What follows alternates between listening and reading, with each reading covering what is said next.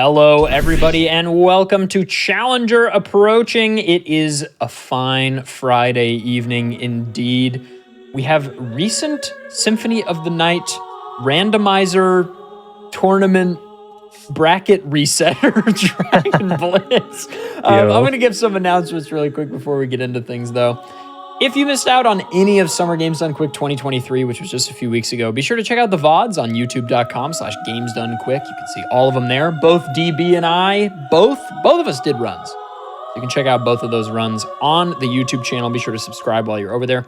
And your subs, Prime Gaming subs, gift subs, and bits cheered on the GDQ Twitch channel help support Games Done Quick Hotfix. Please consider subscribing if you enjoy the daily speedrunning content. But like I said, we are joined by my friend Dragon Blitz. DB, how are you?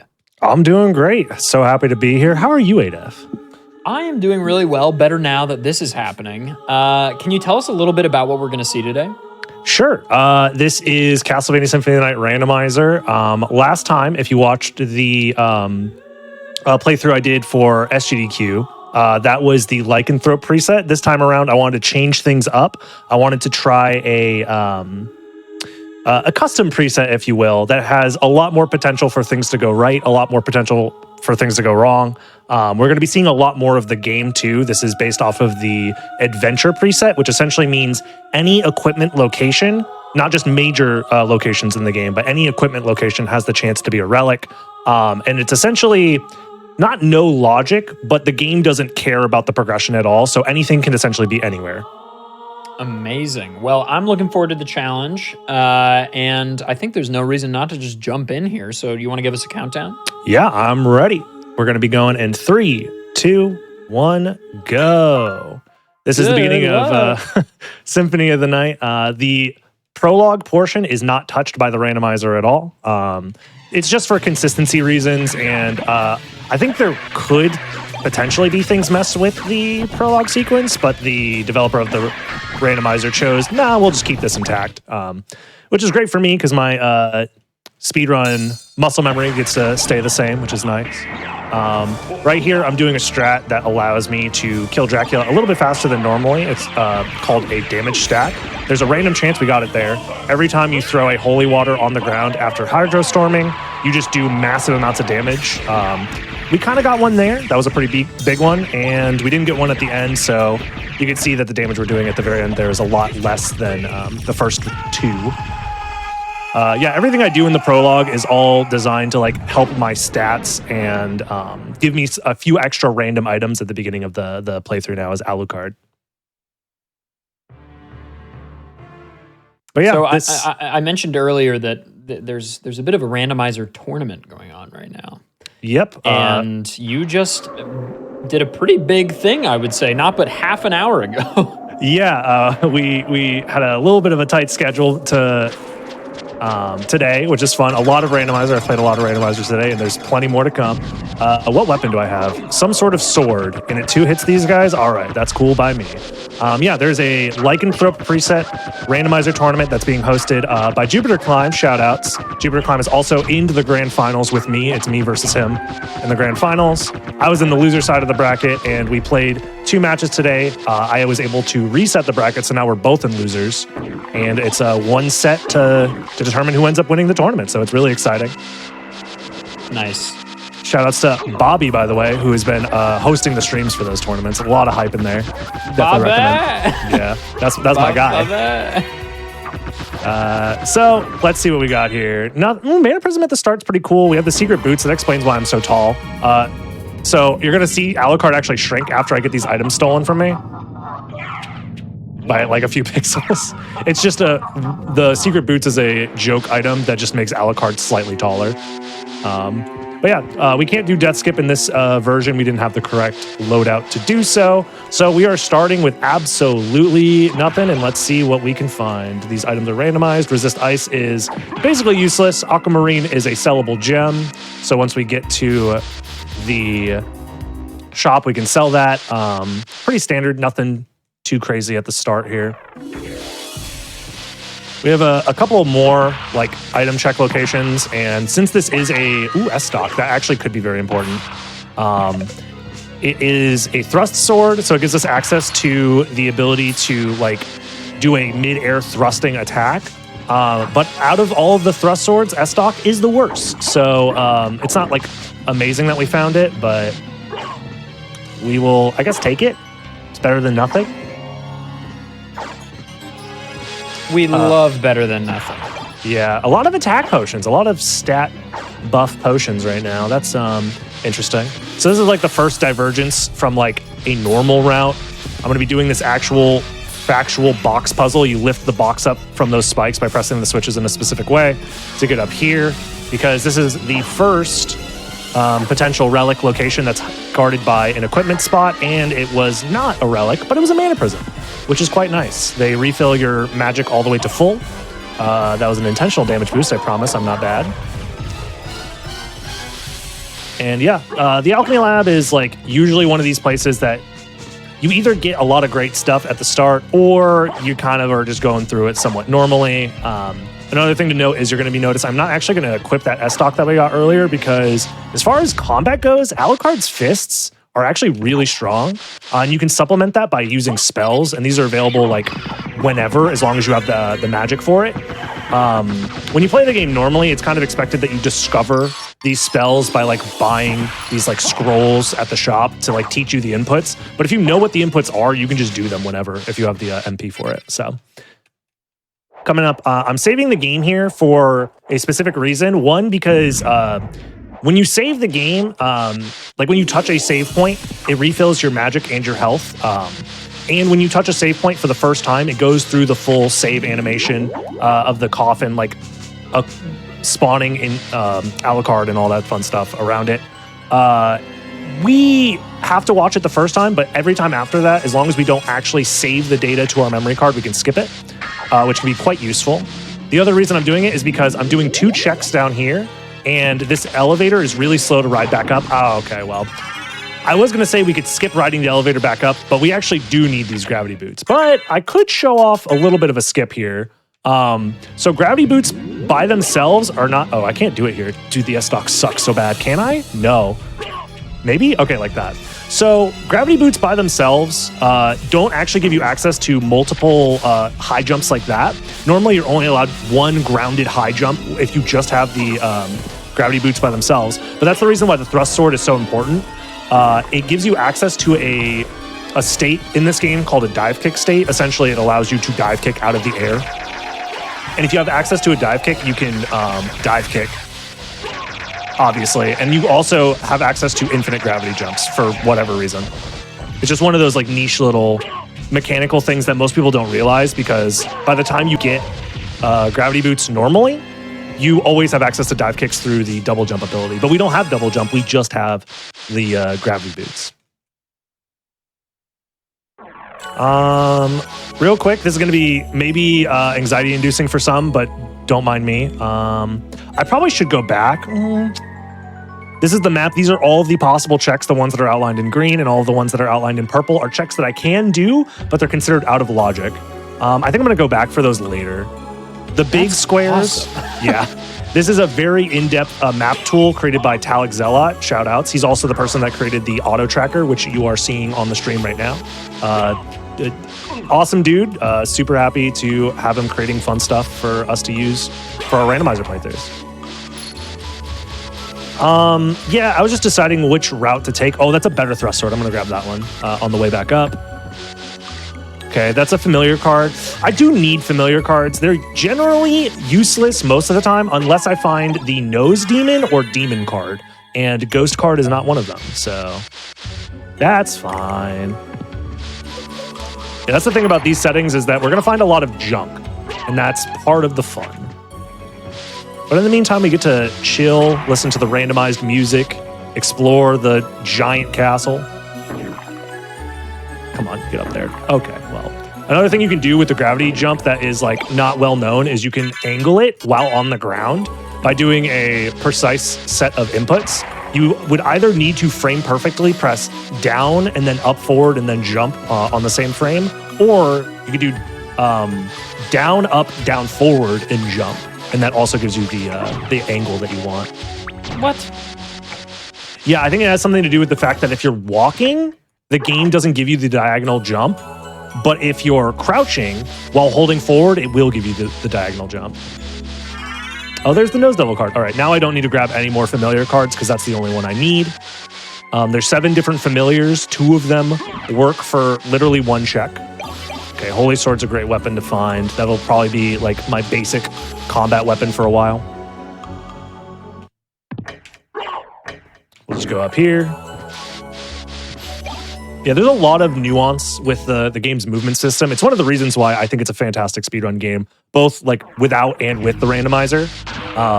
Because the movement system just has so many different like ways to exploit it, to move through rooms that are like normally really awkward if you're just playing casually, but like if you have the correct speedrun knowledge, you can just zoom through them. Right now, we're kind of missing a lot of the movement options that would make us go really, really fast, but we'll find them eventually. Yo, the Holy Snorkel. Let's go. This lets us breathe underwater. Yeah, this game has always been like, I mean, from a casual observer, right?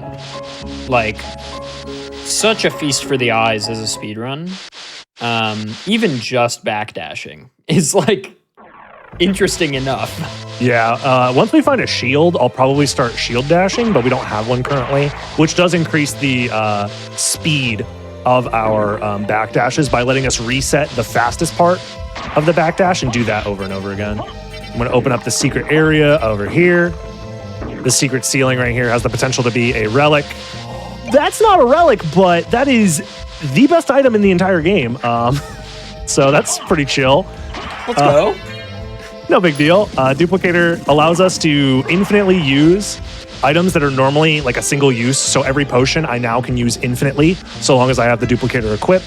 Throwable weapons that have a high base power that are limited by their single use nature are now we can use infinitely. The only downside is it does lower our stats a decent amount. So if I'm not careful, I could put myself in a situation where I could be like dangerously low on health, or I could like die while wearing it, but I simply will just be good at the game and that will not be a problem. Easy. Infinite mana prisms. Simply don't be bad. Yeah, infinite mana prisms are crazy. Infinite javelins are also crazy. I think javelin cross shuriken is like enough to carry me through the entire game. So, like, yeah, I'm not supposed to be killing these enemies this fast. All right. Huge. Absolutely huge. All right. Good seed. Good seed. I guess we'll fight a boss coming up here and show off a little bit more of how broken these things are. Ideally, the only thing I'm missing now as far as like items I want to see for that aren't like directly related to progression is the library card. It is a random item that gives you access to warp to the library location. And yeah, those guys are just, they're screwed. I could also do it like a pseudo shield dash, like backdash cancel, by backdashing while throwing the items, and that resets the animation as well. So not only is it good for combat, it's good for like movement as well, having the duplicator in these throwable items. I got the Jewel of Open. Do I want to use it right now, or do I want to keep exploring? Let's keep exploring. Let's have some fun with it. Let's just mess around. Yeah.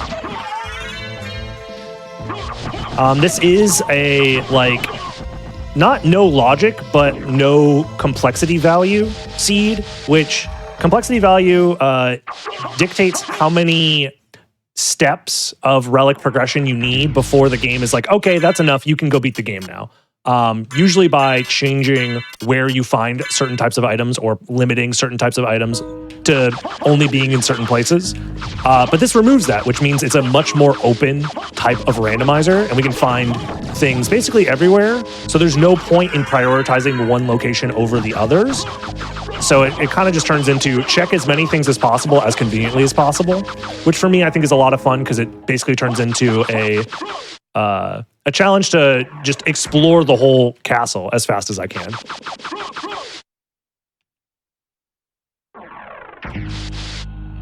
I do need to actually...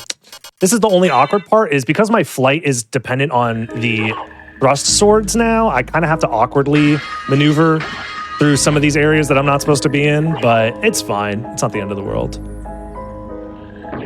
Okay, that was nothing. Not worth.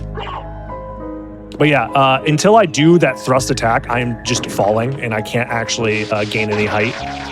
So that's one of the downsides to not having actual like game intended flight and having it be locked behind these somewhat janky mechanics. There is a boss over there that I cannot actually fight yet because I do not have a transformation. There is a boss fight over there that is locked behind needing any transformation. There are 3 transformation abilities in this game. The Holy Glasses, what are you doing there? That is the item that gives us access to the inverted castle, the upside down castle. And finding it this early makes me a little scared, not gonna lie. So you mentioned that it's not no logic, right? Because you've been talking about things as though they affect change later. So clearly, like, things are in logic, obviously. But how much does that affect, gameplay in general? Essentially, it means that the game will never soft lock you because there is logic.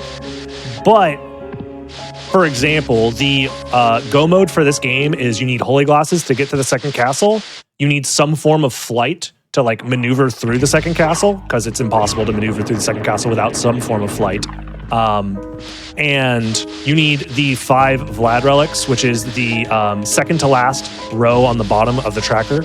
All 5 of those are just in the lore. They're like they're pieces of Dracula that he like has for. I actually don't know why they are like that. I'm just making this up, man.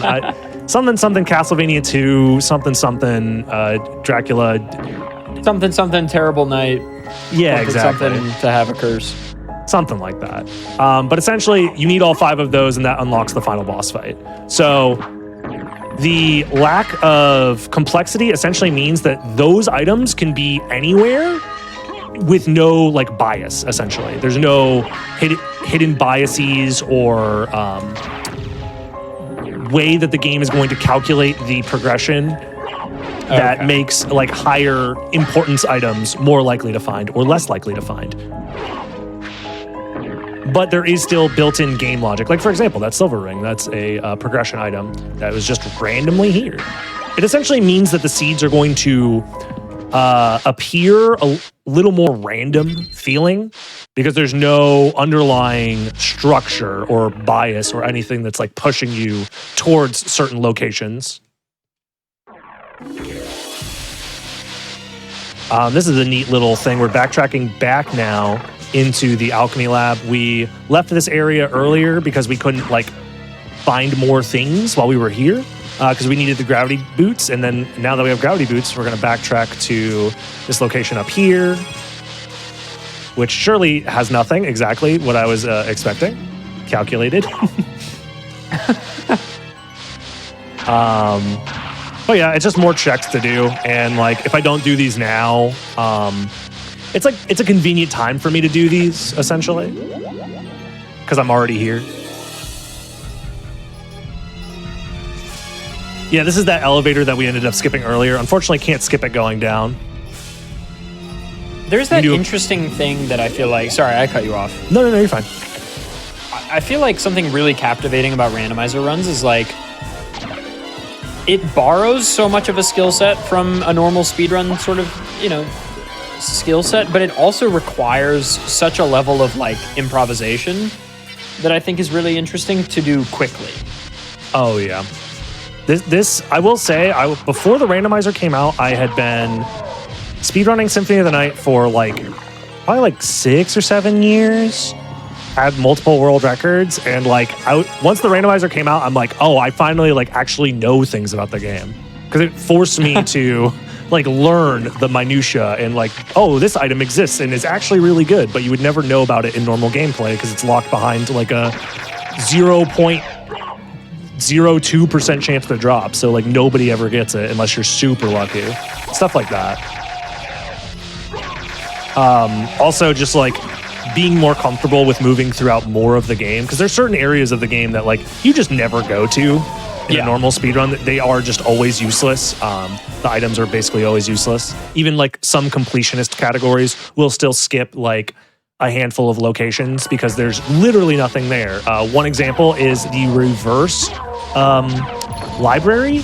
In every speedrun, there's outside of one that uses not arbitrary code execution, but no, it does use arbitrary code execution. That's like the only one that ends up going to the reverse library, but we're likely going to see it in this playthrough because the reverse library actually has some useful stuff in this randomizer. So there's a chance that what we need is there. So getting more familiar with being able to find and like maneuver through these more niche areas is one of the things that the randomizer really does teach you over time. And it's just another way for me to just keep playing my favorite game in different ways and not get bored. And that is the content uphill battle, right? Like figuring out how to have a fresh time with something you've done a million times. Yeah. I mean, I always have fun with this game. Just moving around feels good. It's one of those games that I'm very happy I knew about growing up and had growing up, because once I learned more about speedrunning and seeing people like Rom Scout like go absolutely crazy style on this game for the like, king. Yeah, the actual goat of speedrunning this game. Undoubtedly. Seeing him and like the things he was able to do with this game, like as a casual, I was like, I want to do that. I like this game. I want to go fast. That looks fun. And yeah, definitely was super worth. 10 out of 10 would recommend. So I used that Jewel of Open that we had earlier. That opens up access to the caverns area. I'm going to grab that. Fire Shield's nice. It makes us immune to fire attacks, which could be useful coming up. And let's see. Anything good here? I'll get the Power of Sire. Oh, I could actually show off, if I have a monster vial, I could show off some new tech. It was a new glitch that was discovered that's randomizer viable to completely like nuke enemies, like ridiculously so. Let me check my inventory, actually. I might have one. I literally learned how to do it today. Do I have it? I don't think so. Oh, yes, I do actually. I do have one. Let me see if I can do it. I literally learned how to do it today, so I might mess this up. The idea is I'm trying to spawn an enemy, and as the enemy is spawning in, yeah. I've never done that before. Let's go! So I literally learned how to do that like right before the stream started. What's happening is that it's another damage stack glitch similar to the one that we did in the prologue section with Richter, but it was recently discovered that by combining the monster vial spawning animation with any sort of in-game they're referred to as bomb type weapons. They are like full screen attacks, the Power of Sire being the most powerful one. When you combine those two things at the same time, when they're overlapping like that, it just makes sure that the enemy can basically be hit on every single frame. Okay, I messed up the timing there, but that enemy has like no HP anyways. It's fine. You wouldn't even notice if I had gotten it or not because this enemy has so little HP. Yeah, it's very, very recent. It was discovered by Jupiter Climb. Shouts outs yet again. Yeah, I don't even think the glitch mattered because this boss has like such little HP. I probably won't be continuing to use it as much. Wow, well that makes life a lot easier. So Soul of Bat is the best movement option in the game, bar none. So this is an insanely lucky seed. Like I cannot, I swear, not pre-vetted, not playing Damageless. You say. I promise. But yeah, this is a really good seed. I'm not gonna lie. I was expecting to struggle a lot more, but now that we have access to like flight, like normally, because the bat can just fly whenever it wants, we can do a lot more movement wise, which is great. Where is? I'll just use the Power of Sire. Also, huge shout outs to the randomizer dev. Normally, this item right here, the Power of Sire, has like a very annoying, like flashing, like screen flashing thing built into it. The randomizer dev put in a patch to actually just remove that. So it's just more accessible in general because it's one of the best items in the game. So I used to purposely not use it because I didn't want to bother people with like photoreceptor sensitivity or anything like that. But now it's like a lot more manageable. That's goated. Yeah. Yeah, no, our movement is looking quite nice. The main form of movement you're going to be seeing me do while I'm in the bat transformation is called a wing smash. It's a pretty technical input. I've had to practice it for like tons and tons and tons of hours to be as consistent as I am at it. The input is you hold the jump button, you do a 3/4 circle motion on the control stick, and then you let go of the jump button. And you have to do that once every second to maintain what is known as a wing smash chain. So essentially, if you don't do it every second, it forcibly removes you from the wing smash and like forces you to untransform, and it's really slow and bad. So I'm just constantly chaining these like 3/4 circle motions over and over again. Meanwhile, you also have full control of your height whilst doing it. So you have to control how much height you're gaining from your wing smashes just from like doing the input and then also managing the input timing. I don't need that. It's another familiar card, but we already got the one familiar we need.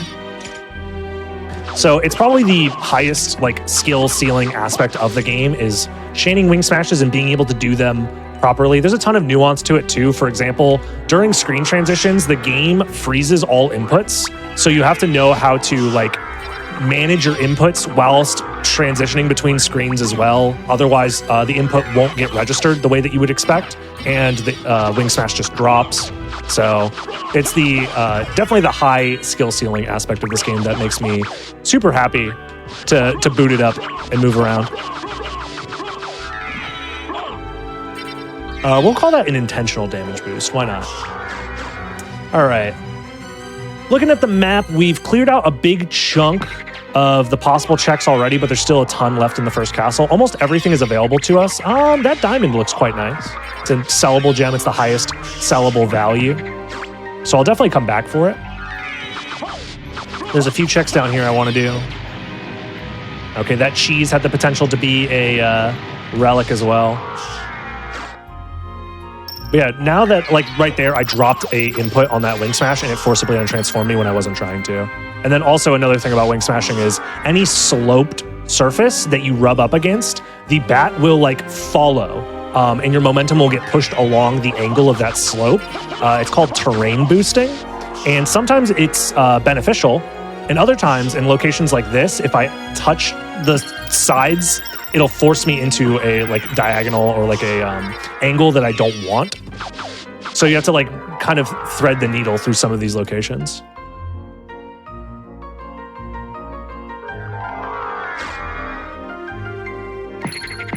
Also, somewhat new discovery, this bridge, you can break it manually by pressing triangle on player 2. So I have a second controller off to the side that I just press triangle on, and it just blows up that bridge. It was a... I love that. I love that discovery so much.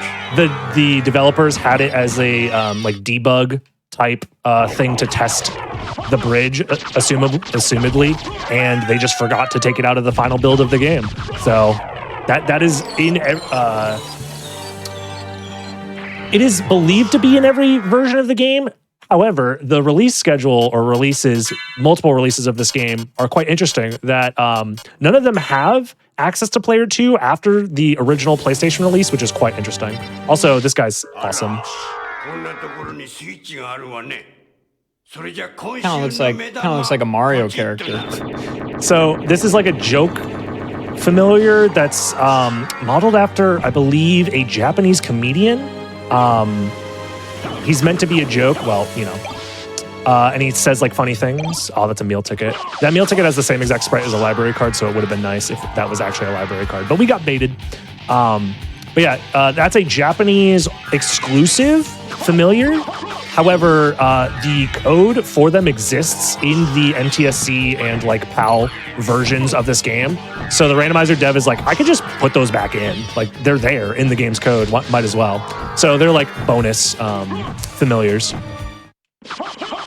There's a Japanese demon familiar, which is the one that we have, and there's a Japanese fairy familiar. I think in the later versions of Symphony of the Night, they like added them back in, but with like different voice acting instead of the original like Japanese voice acting. I'm gonna grab that garnet. I have no clue what's in the shop, so any amount of money is nice. That's another sellable gem.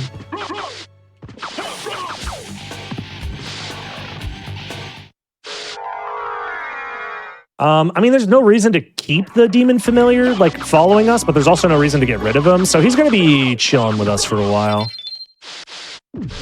He likely will not do any damage to any enemies, because I will kill them before he will get a chance to. Ow, never mind.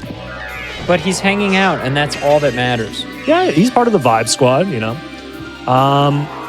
So I actually have the relic combo that's required to like get through this area the normal way. This is what it looks like.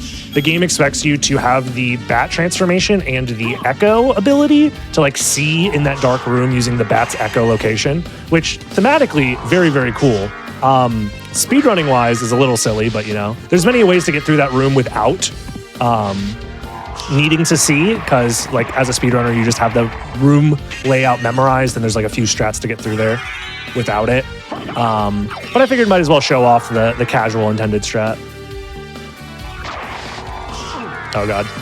I guess another thing to note about wing smashing and why having the duplicator is so powerful is every time you wing smash, you'll notice the bar on the top of my screen that it's just like losing bits and pieces of it. That's me doing a wing smash, and that's my magic bar. So having access to infinite mana prisms essentially means I have access to infinite wing smashes. Otherwise, I'd have to be a lot pickier about when to wing smash because I wouldn't have the infinite pool of mana to pull from to be able to just wing smash over and over and over again, which increases your speed throughout the course of a playthrough by like an insane amount. Let's check this item. Okay, Power of Mist. We're finding a lot of relics that on their own don't do anything, like upgrades to the familiars, but they don't do anything until we find an actual familiar card, so once we find like the Mist or the Wolf, we'll be pretty set. Okay, again, another upgrade to the Wolf, but not the actual Wolf transformation itself. Did I miss anything here? I missed one relic that I'll get on the way out. Perfect.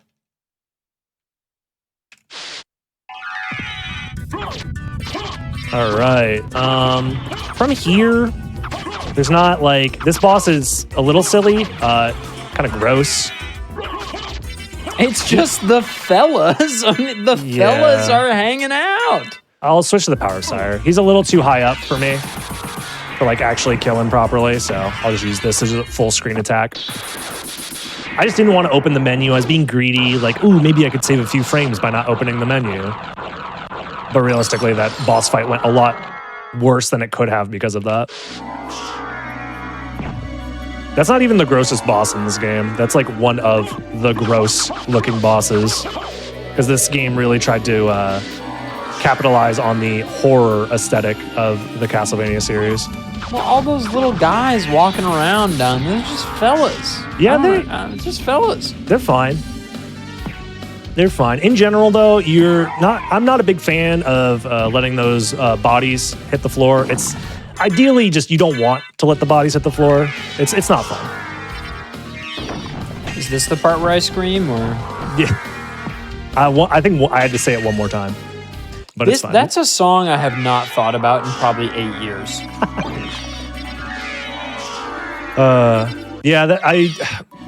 It's like one of the dumber, funny clips on my channel was me making a big joke about letting the bodies hit the floor and that guy. I think it's one of those connections that a lot of people don't like make initially, and then you're like, oh yeah. Oh yeah. Yeah, there was like nothing down here of actual value. We found like upgrades to things that we don't have, but that's the thing about these settings is like we're likely going to find any individual check is very likely to be nothing. So it's, it's just, But when it's not nothing though, hey, it's gonna go crazy. It's gonna go. Do I want to do? I'm trying to organize my route to be more efficient, but it's really hard, honestly. God, speedrunning dumb, routing hard. Yeah, I'm gonna do this check even though it's kind of out of the way. But if it is the thing I need it to be, I'll save like an insane amount of time. But if it's not the thing, I just am going here for no reason. But that's fine. Yeah, I've completely given up any hopes of these settings being like fair or balanced. It's just we're just gambling at this point. Any individual location, we're just rolling the dice.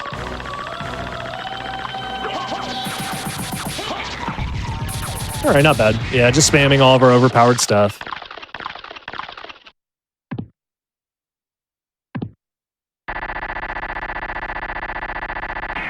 We do have to wait a while for this guy to get out of here before the doors open and we can leave. Also, that classic PlayStation slowdown. You get to see a lot of that during the boss animations. And there was nothing. All right, that's chill. That's cool. I'm super happy about that. That's great. It makes me feel really good about myself.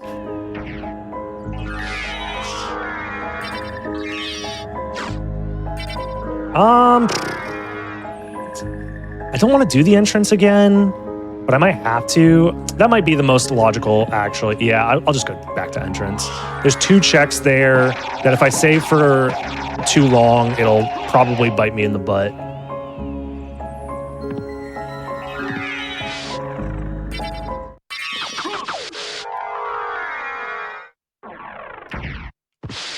Yeah, there's a particular check here that requires that you have the bat relic and the wolf relic in order to check behind like one of the dumbest, like obviously baiting people to buy strategy guide type secret, where there's a breakable wall which leads to a breakable like cave, and you have to go through the cave in one transformation and go out the other side as the other transformation. This cave right here, I don't have the other transformation, so I can't do it, but that like opens up one room with like a few secret items in it, and it's like, okay, this game came out in 1997. They're trying to sell a strategy guide. Prima's got to get paid, baby. I know. Free mass adoption of the internet where you could just Google or look up the ASCII art guides on GameFAQs. Exactly. I mean, a lot of those GameFAQs guides from way back in the day are actually still really good for this game. I mean, they're good for a lot of games. Yeah, people put in the time back in the day, and it's still valuable. That was how you gained internet clout. Oh man, I'm getting owned right now. I'm just not finding the things I need right now. It's fine. We have 0 Vlad relics, which is a little concerning. Because we do need all 5 of them, and they can be literally anywhere, so. But it's fine. We're chilling. We're having a great time. We're just doing a quick little tour of the castle. I'm going through what is colloquially, I don't know how to pronounce that word. It is amongst the randomizer community referred to as the forbidden route, because it's considered forbidden because if you're doing this route, it means you probably messed up. Because it's just not ideal to have to go through here. This song that is playing right now is the exact same notes as this one portion of the Hyrule Castle theme from Breath of the Wild. It's like literally exactly the same. Yeah, I could kind of hear that, yeah. I think I know what you're talking about. Bum bum bum bum bum bum bum bum bum bum bum bum. Yeah, it's pretty much the same melody there. It's even like the same instrument. I wouldn't be surprised if there was some like crossover or like some Soten heads on the Zelda team. I mean, gosh, I'm gonna butcher her name, but I think it's Michi. I cannot. The person, the woman who made the soundtrack for this game is an absolute legend. Actually, has a YouTube channel of her just like playing through the songs that she's composed, and they're all amazing. She's done it for like a million different games, Castlevania games and stuff, and even the Bloodstained Ritual of the Night. I believe that's her work as well. Like, just a gamer composing legend. Sick. And this is probably the most like popular / like standout song that this game has. It's called Lost Painting. If you ask any Soten head what their favorite song in the game is, you get like a 90% chance they're going to say Lost Painting. I should do the other check, yeah. I'm being greedy. This check is slow unless you have the Mist Relic, but I should just do it now in case the Mist Relic is actually hidden behind this check. So the way this check works is either you have mist and you can go around, or you just stand in this breakable wall for 30 real-time seconds. And then Why? the game, you'll see. I don't want to spoil the surprise. It just lowers you down. You know, ghost elevator. Good. Another one of those, well, I don't want to call it like a strategy guide selling thing because you can get there without it. But this game has like the perfect balance of like, I have a cool idea, let me run it by the boss, and the boss just says, yeah, put it in. This game It's big. There's a lot going on. It is a game that I've been playing like on and off basically my whole life, and I'm still learning new things about it all the time, like on a weekly basis, whether it's a new glitch or just like a new intended thing that the devs put in. The game is just massive. So the fact that like secrets like that exist is one of those things that makes this game very, very special.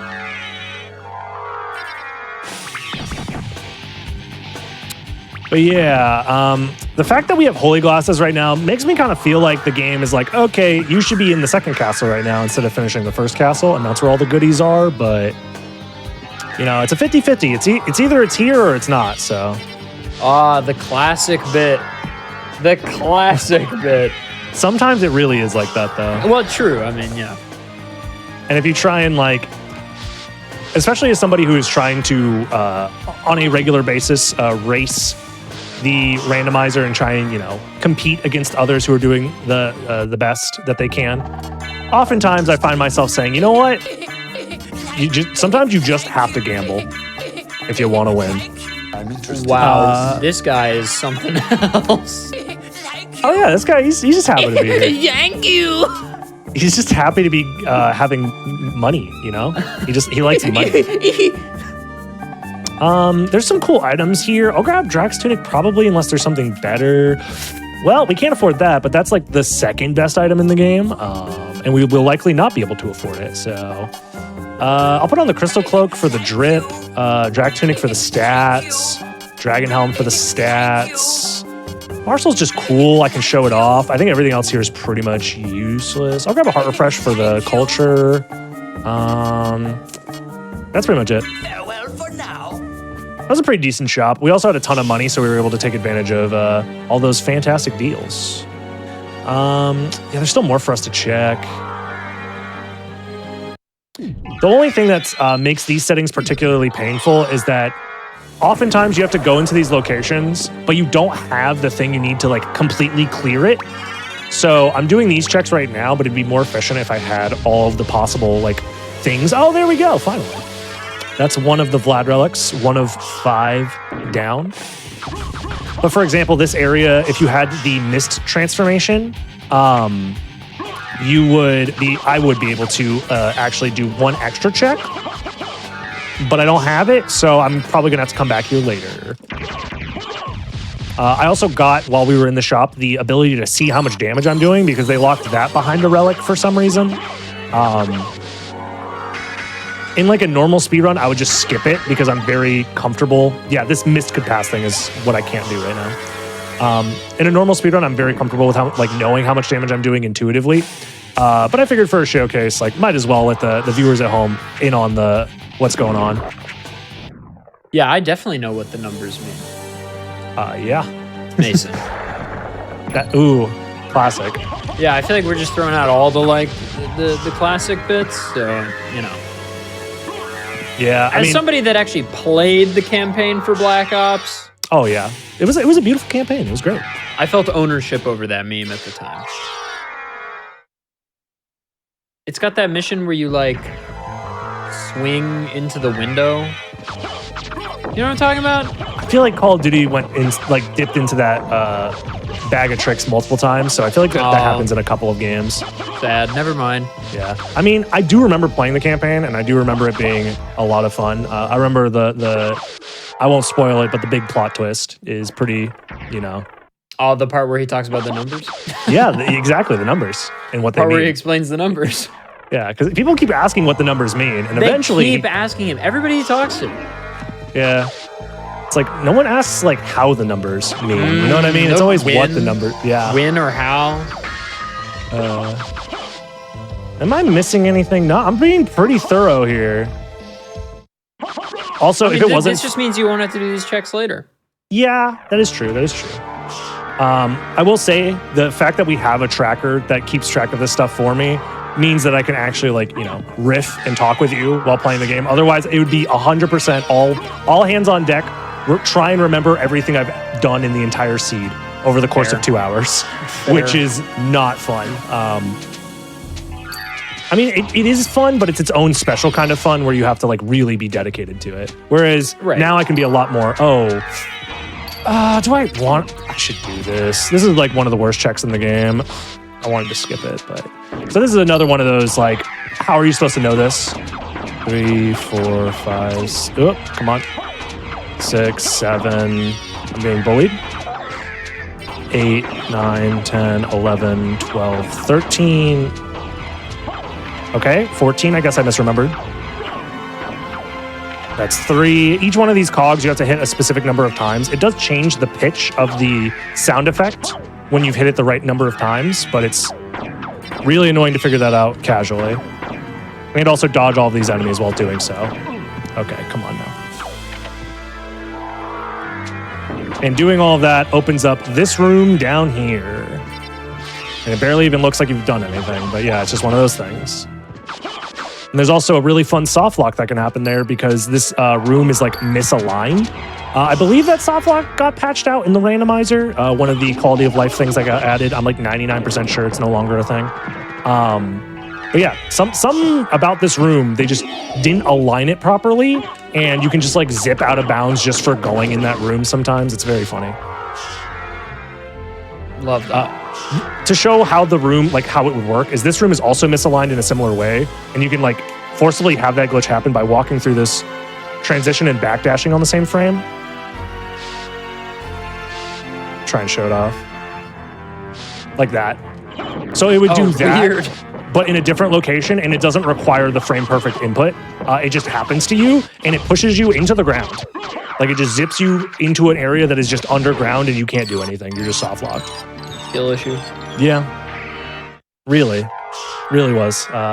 That did happen in one of our tournaments, fun fact, where 2 competitors both soft locked in the same spot. In randomly. the same match? Yeah, in the same match against each other. It was funny. I don't think the competitors were laughing that much, but I was laughing. I was commentating. I was having a great time. I'm like, oh boy, that didn't happen to me. Let's go.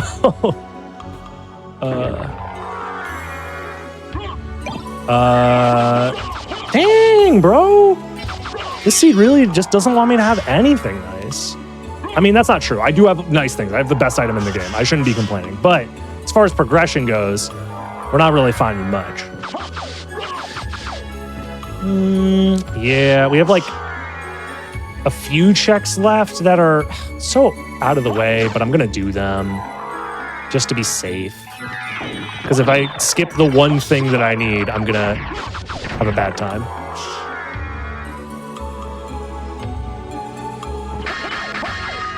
Have you seen that meme that, I don't know why I'm bringing this up, but you said gonna have a bad time. You seen that clip where somebody's doing like a Hugh Neutron impression? Like, let me ask you this, Jimbo. Do you want to have a bad time? Oh, and they're reading the Sans Undertale fight. Yeah. That's a good one. That's a good one. I will say impressions, a lot funnier. A lot funnier than the artificial, voice rip technology. I much appreciate a good impression over just hearing AI voices. Yes, I would rather hear a talented impressionist do a genuinely funny take on something rather than hear an AI botch, but do it in a good voice. Like, I don't know. I also just think AI is scary. Yeah. It's more so just like, it does it good enough that you get the idea of the joke, but the joke never hits hard enough. Right, like the Obama, Trump, Biden, like Minecraft Let's Play thing was like funny once. Yeah, but then there's no inflection. Yeah, exactly. It's like, hearing Donald go like, Enderblocks or something like is funny, but I guess. But I'd rather hear somebody do a good impression. Dude, yeah, how do you have so much health? What? You're like the second boss in the game. Die. I threw like 1,000,000 ninja stars at that guy. What the heck? Also, I'm going to show off a funny glitch. This is called Badu Card. You're both a bat and Alucard at the same time. It's what happens when you... don't turn into a bat and human at the same time. You're so sexy. Pretty much. All right, this was... I should have just went to the second castle, man. This whole place was empty. Whatever, it's fine. We had a good time, though. We got to kill that one boss. We got to show off Badu Card. I'm happy about that. But yeah, we will likely have to come back here. But thankfully, when I was checking the attic a little while ago, we did find a library card, which is so nice. Library card will allow us to instantly warp back to the library, but specifically the library in the first castle, the castle that we're currently in, which means that it's the fastest way to transition between castles. Otherwise, you'd have to go into this, like, basically, you'd have to come all the way here in the inverted section of the... This is known as the Castle Keep. We're in the Castle Keep right now. This is Richter. He's being possessed by Shaft, the Dark Priest. The orb is the thing that's controlling him. I do a couple of spells to destroy the orb. So Shaft's balls are no more, and no longer controlling Richter. Huh? And, yeah, his name is Shaft, and he has a bunch of balls. I don't... That's just the game. I don't know. I have no comment. And once we actually fight Shaft, you will see his balls. I will say, if you're concerned because there was only one ball on screen, trust me, there are more balls. You will see Shaft's balls. I know that's like everyone's Inverted number one. Castle. Yeah, here we are. Inverted Castle. So there's a lot more checks. As you can see, the map is full of dots. Late night hotfix, baby. It's like 8 p.m. Hey, Cube of Zoe, that has the potential to unlock another check. It's the most annoying check in the game, in my opinion, because it requires that you find a random sub-weapon. So Cube of Zoe is an item in this game that gives you access to candles dropping hearts. It's like a main mechanic in every Castlevania game, but for whatever reason, I think because it's the first relic you get normally when you play the game in its vanilla form, they're like, hey, we want to introduce you to like the idea. Ooh, another flat relic. We want to introduce you to the idea of like, hey, all of your abilities are locked behind relics now. So now you have the ability to have candles do the thing that they always do in every Castlevania game. So it's a little silly that's locked behind a relic, but it is yet another thing that we have to look out for. And yeah, as soon as we enter the second castle, we get a bunch of stuff. All right, I see how it is. It's one of these seeds. You're just throwing for content. It's not even throwing. I'm not coping. I'm not mauled. This is real. It's not throwing. It's more so that like sentences that would kill a pilgrim. Yeah. I'm not coping. I'm not mauled. This is real. Yeah. I'm being FR. On God. On God. Yeah. No cap. Like I said, this is no complexity. So essentially, every relic can be literally anywhere. So just because I find a relic in one location doesn't mean like, oh, I should have simply have just guessed that that was the right location and gone here in the first place. Like that's, you could have that, what's it called? It's like post hoc reasoning, I think is what it's called, when you make a decision based off of like, or you have reasoning based off of after a decision was already made. So it's like, yeah, it's, oh, speaking of post hoc, I almost post, I don't know, I'm trying to make a segue here. I almost missed this. Okay. Yeah, another breakable wall that has the potential to be something. Okay, I should have skipped it. Never mind. See, that's post hoc reasoning. Saying after the fact, oh yeah, I should have just skipped it. Obviously. Oh, well, I should have just intuited that was stupid. Yeah. Let me grab this. It's a decent sub-weapon. It's not the one I need. I'm looking for specifically the stopwatch. The stopwatch opens up a secret room that is quite useful. It also is nice for this room because this room sucks. And actually, you know what? I'm just going to make my life a little bit harder, but also easier at the same time. This is going to ruin the cycles that the those switches are on. That I was because this room is the inverted version of the other room with these like switch cycles. I have no clue what cycle they're on, so now I have to like actually listen. for the change in the click. But I had to clear the room of like all those enemies. Otherwise, there's the click. Otherwise, it would be an absolute nightmare to do this with all those enemies flying around.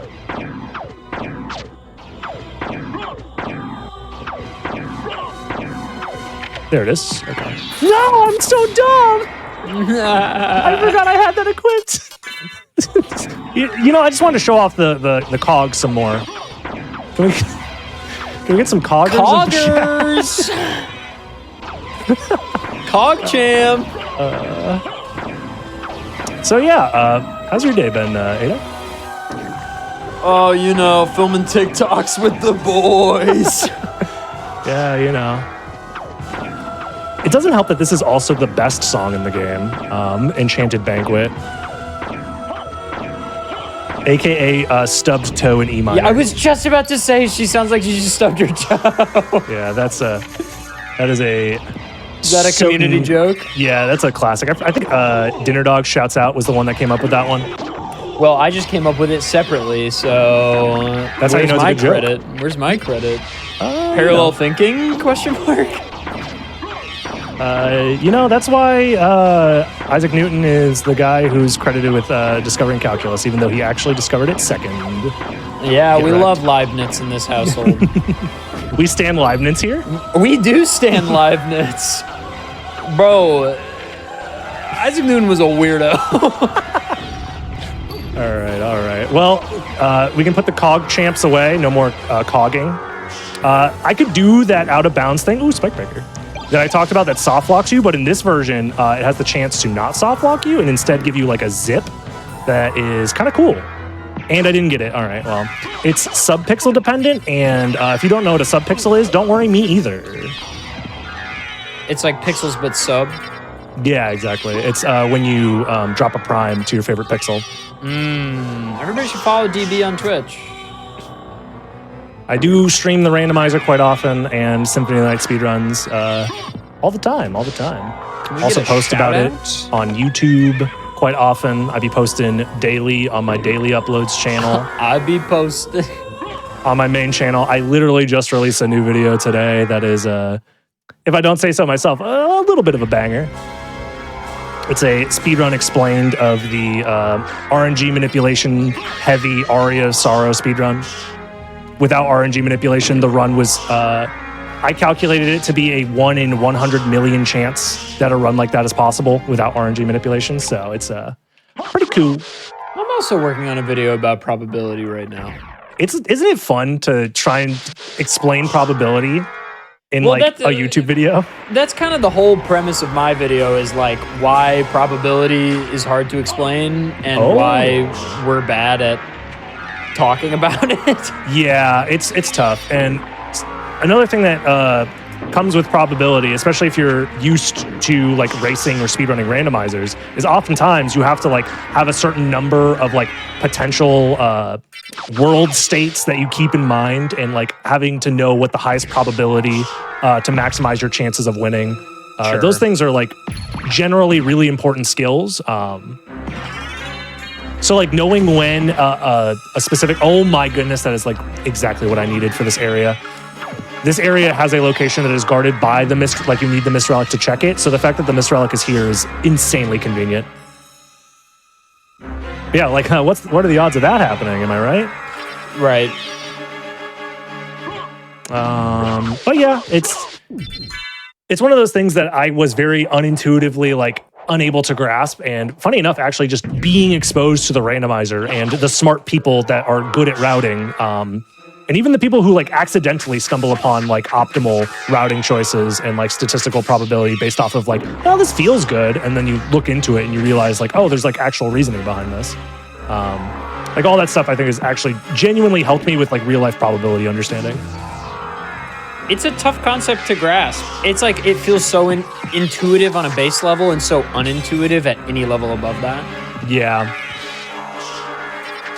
Yeah, 50-50, either it happens or it doesn't. Exactly. Am I right? Fellas. That is the only probability I need.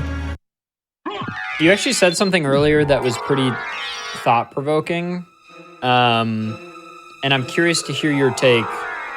on it because you said when we were joking about Isaac Newton versus Leibniz, Oh yeah.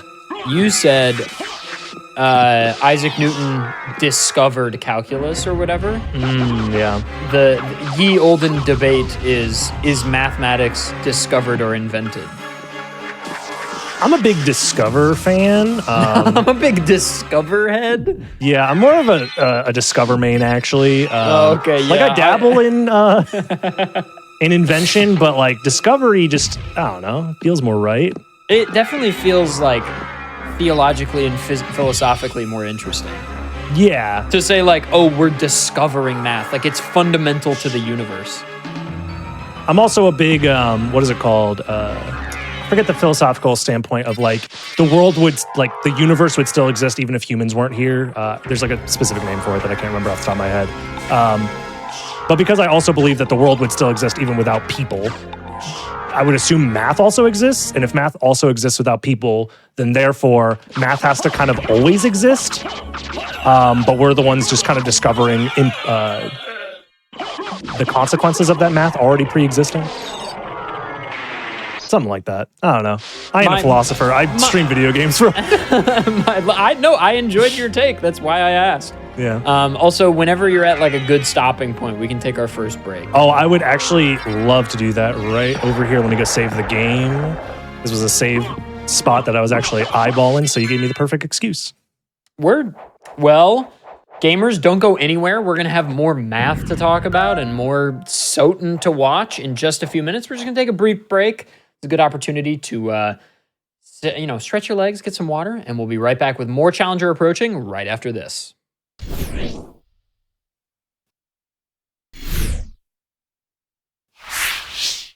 Hello, everybody, and welcome back to the Games Done Quick Hotfix. This is Challenger Approaching. My name is Adef, and we've got our boy Dragon Blitz doing some Soten rando on the stream tonight.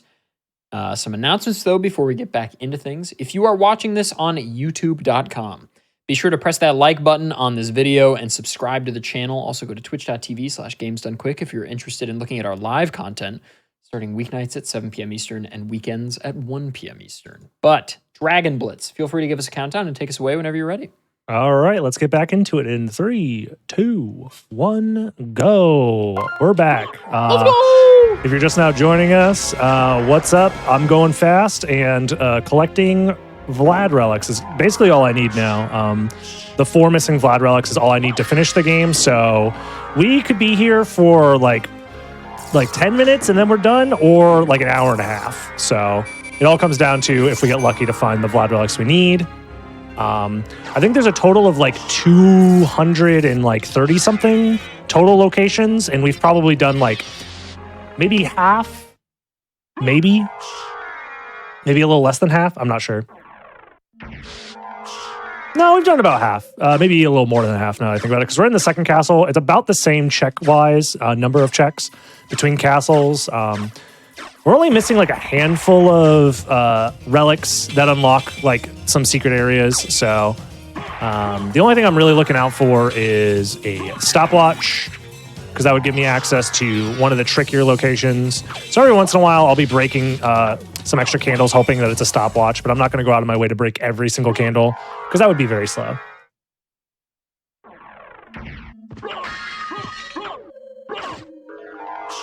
All right, are you ready to hear my opinion on discovered versus invented? Oh, please, let's continue the podcast, actually. That's more important. Because I saw in the break people in chat were debating, which I love. That it seemed to be thoughtful debate, which I think is good. People who are just actually having a thoughtful discussion about something rather than be like, you're wrong, math is actually sucked out of the brains of smart people. I do hold that opinion, though. I want to make that clear. I want to be clear. I don't want you to, exactly. Yeah, I didn't want to like out myself, but like, yeah, absolutely, 100%. I'm trying to be one of the brain suckers, you know what I mean? Anyway, my opinion on this topic is that, first of all, obviously we'll never know the answer. Wait, what? But second of all, I think that the fundamental laws of the universe are definitely discovered, and math has always been built to describe those things. Like, the Principia Mathematica, which is basically the book on calculus written by Isaac Newton. Real was, quick, Soul of Wolf, really good. Sweet. I'm pogging. I'm pogged. All right. Anyways, back to the Principia. Right. So the Principia Mathematica is this book you. that Isaac Newton wrote about his discoveries in calculus. He wrote that book and discovered the things he discovered because he was trying to solve physics problems. So like, math has always been a thing that was done to like solve other problems, right? Because like math for math's sake has always been done, but usually like a mathematician like Aristotle or something would be funded by the state because there's other legitimate problems going on. Like how do we look at the moon, or like how big is the earth? Or if this building is too big, will it fall, etc. So anyway, I think that the fundamental laws of the universe are discovered, but I think the numbers and systems we have created to talk about those things, the fundamentals of which at least were invented, and then as a sort of branching out from that naturally, it feels discovered because the fundamentals are very simple and they're describing something that is discovered, if that makes sense. Counter argument. Did you invent your hands? No, my mom and dad did. Okay. Would you say that the human hand, the 10 digits on the human hand, were discovered or invented? I think it was discovered when somebody looked at their hands. Right, and that's like the basis of our entire math system is the number system being in base 10 is largely because we have 10 fingers. But there are arguments for other number systems being based. Not to do a pun. But like base 12 has a lot of really interesting... Yeah, base 12 is good. Obviously, binary is insane. It's the whole reason that we're even communicating right now on the internet. Yep. But yeah, I don't know. I think it's a really interesting debate, and I love hearing nuanced takes on both sides. Yeah. And I don't even know that I really fundamentally feel one way or the other, to be honest. I mean, the stakes are so low, right? Right, yeah. It's like no matter what, math is pretty cool or whatever, and people will continue to do math stuff that is cool. There's an interesting question in chat about like tempering metal or something, and I think the difference is that like doing a physical process to a natural object is definitely discovered because it's something that could happen, right? Or is a natural consequence of chemical properties. Whereas like math that is only written down and understood in your mind is definitely invented. Yeah, I think an example of that is like, does the Earth invent diamonds when it takes coal and like applies pressure for millions of years? I would argue no. No, it's just a natural consequence of things. Yeah. Base 16 goated? All right, let him cook. That's hexadecimal. Oh, I'm dumb. Yeah, no, never mind. Nobody says base 16. Yeah, I was about to say, yeah, that is hexadecimal. Never mind. All right. They've already cooked. Never mind. They've already cooked. The dish is finished. Yeah. This location's cool. We're coming up on a very funny boss in a little bit here that is normally like the hardest boss in the game casually. But there's a stun lock that's like super easy to do that makes him very trivial. So pretty much anybody who's played this game casually, once you do this stun lock, they almost always go, wait, what the heck? You can do that? Because it's like, this guy is so annoying. Like, you drop any like normal like speedrunner with like medium prep, like some amount of prep time to fight this guy without the stun lock, I'm saying like 80% of the time, Galamoth, the name of the boss, ends up winning because he's just so annoying. It's either you waste a lot of time dodging his attacks that are just not really fair, to be honest, or you get really aggressive and he always wins those wars. So, but yeah, I'll show off that stun lock real quick, unless I mess it up, and that'll be very funny. I'll be fine if I mess it up because I have enough like gear to deal with it. But essentially, you just stand on this platform, and as he turns around, you do some amount of damage to his head. Yeah, this is fine. You do some amount of damage to his head, and so long as you are doing damage with a decent enough rhythm, he won't break out of the stun lock. So, and this guy has 12,000 HP. Oh, So nice. without this stun lock, it takes a very long time to kill him because you don't get a lot of openings. Also, he has no additional defense on his head, but on every other aspect of his body, he has like plus like 40 defense. So I was doing 80 damage per star there. Otherwise, I'd be doing like half if I hit him anywhere else. So it would have taken like twice as long. And I have like arguably the most overpowered setup in the game. If you're using like a normal sword, like you're fighting that guy for like at least like 10, 15 minutes.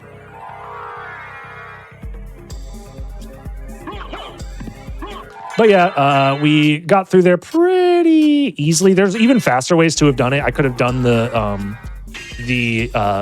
vial stack glitch that I showed off earlier to have probably killed him even faster, but I wasn't super comfortable doing that, seeing as how I literally learned how to do it like on this stream today.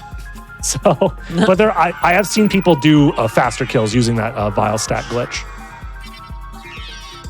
Dragon Blitz, I have the boys again. Yeah. I have some other interesting thought-provoking questions. Let's hear it.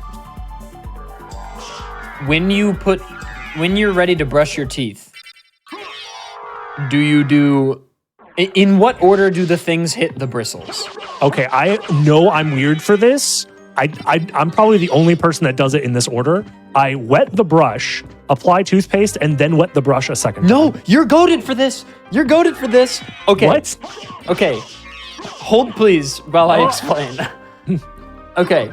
We had this discussion on the interview team during GDQ, like all of us.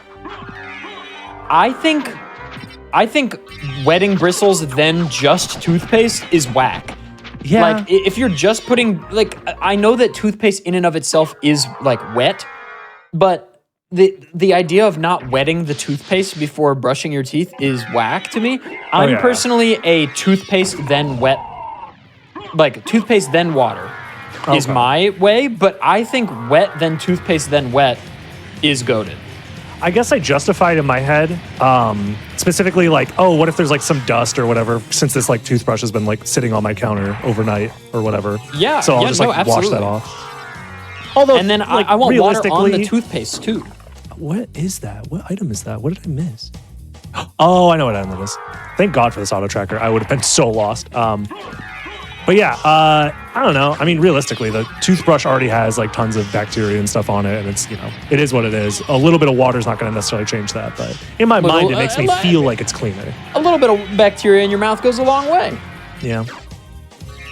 It is so reassuring to see people in chat say that they do that too, because I thought that like, I don't remember when, but I remember somebody, probably at like a sleepover as a child, they're like, that's weird. Why do you do that? And of course, that's like a stigma that just lives with you for the rest of your life. So it's like, oh no, I'm weird. Something that a 4-year-old tells you a million years ago comes to define your whole personality. Oh yeah, like decades later, you're just like, oh man, I think Timmy might have been right. Next question. When you are getting ready to go out of the house, I know, a crazy thought. I know. I mean, next. Are you sock shoe or sock shoe? Sock shoe?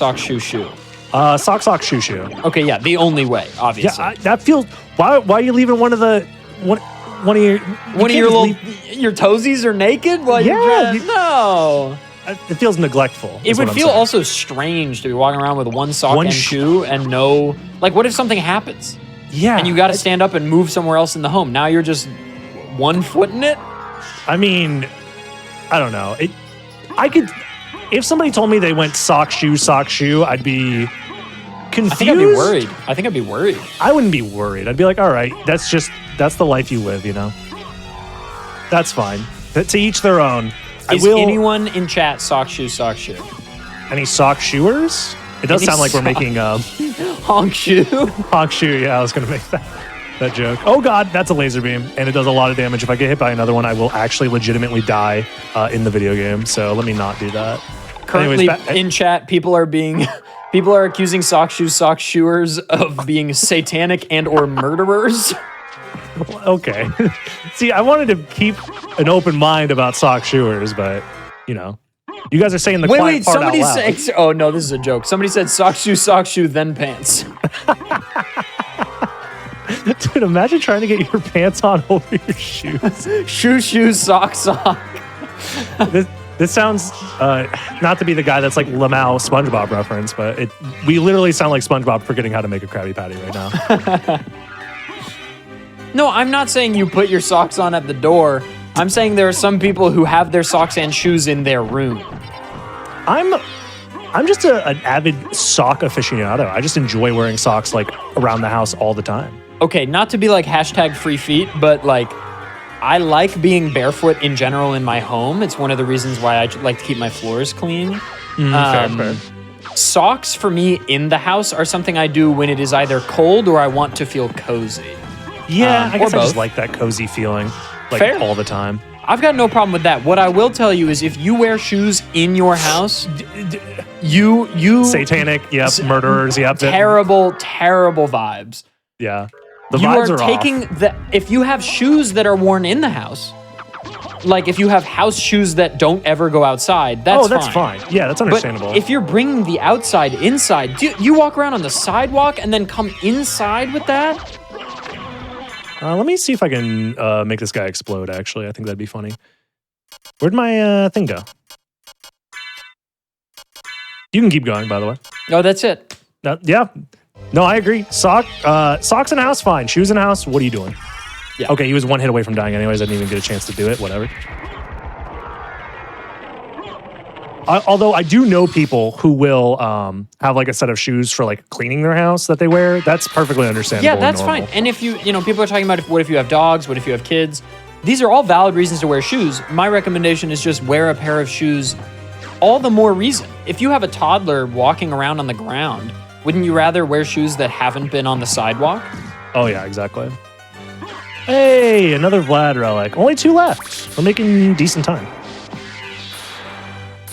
Although we have like a handful of checks left, so all things considered, I would say below average luck, but it's fine.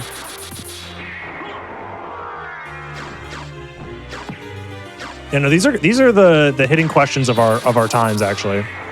Yeah. In the past, our forefathers asked questions like, how round is the Earth? Or what will it take to get to the moon? Meanwhile, we're asking the important questions. In what order do you disclose your feet to the world? I would like to think that we're actually discovering the Oh, true... we're discovering the truth? Yeah, the truth of the optimal... Are shoes invented or are shoes a natural outcome of the universe? Hold on, bro. Hold on. Hold on. I'm not ready for this. What is that item? What item is that? Oh, I made an oopsie. All right, we'll go backtrack for an item that I completely forgot. It's fine. Yeah, you got any more fun ones in you, or are those like the pressing issues of the time? Have you seen that image that's like, what ripeness of banana do you like?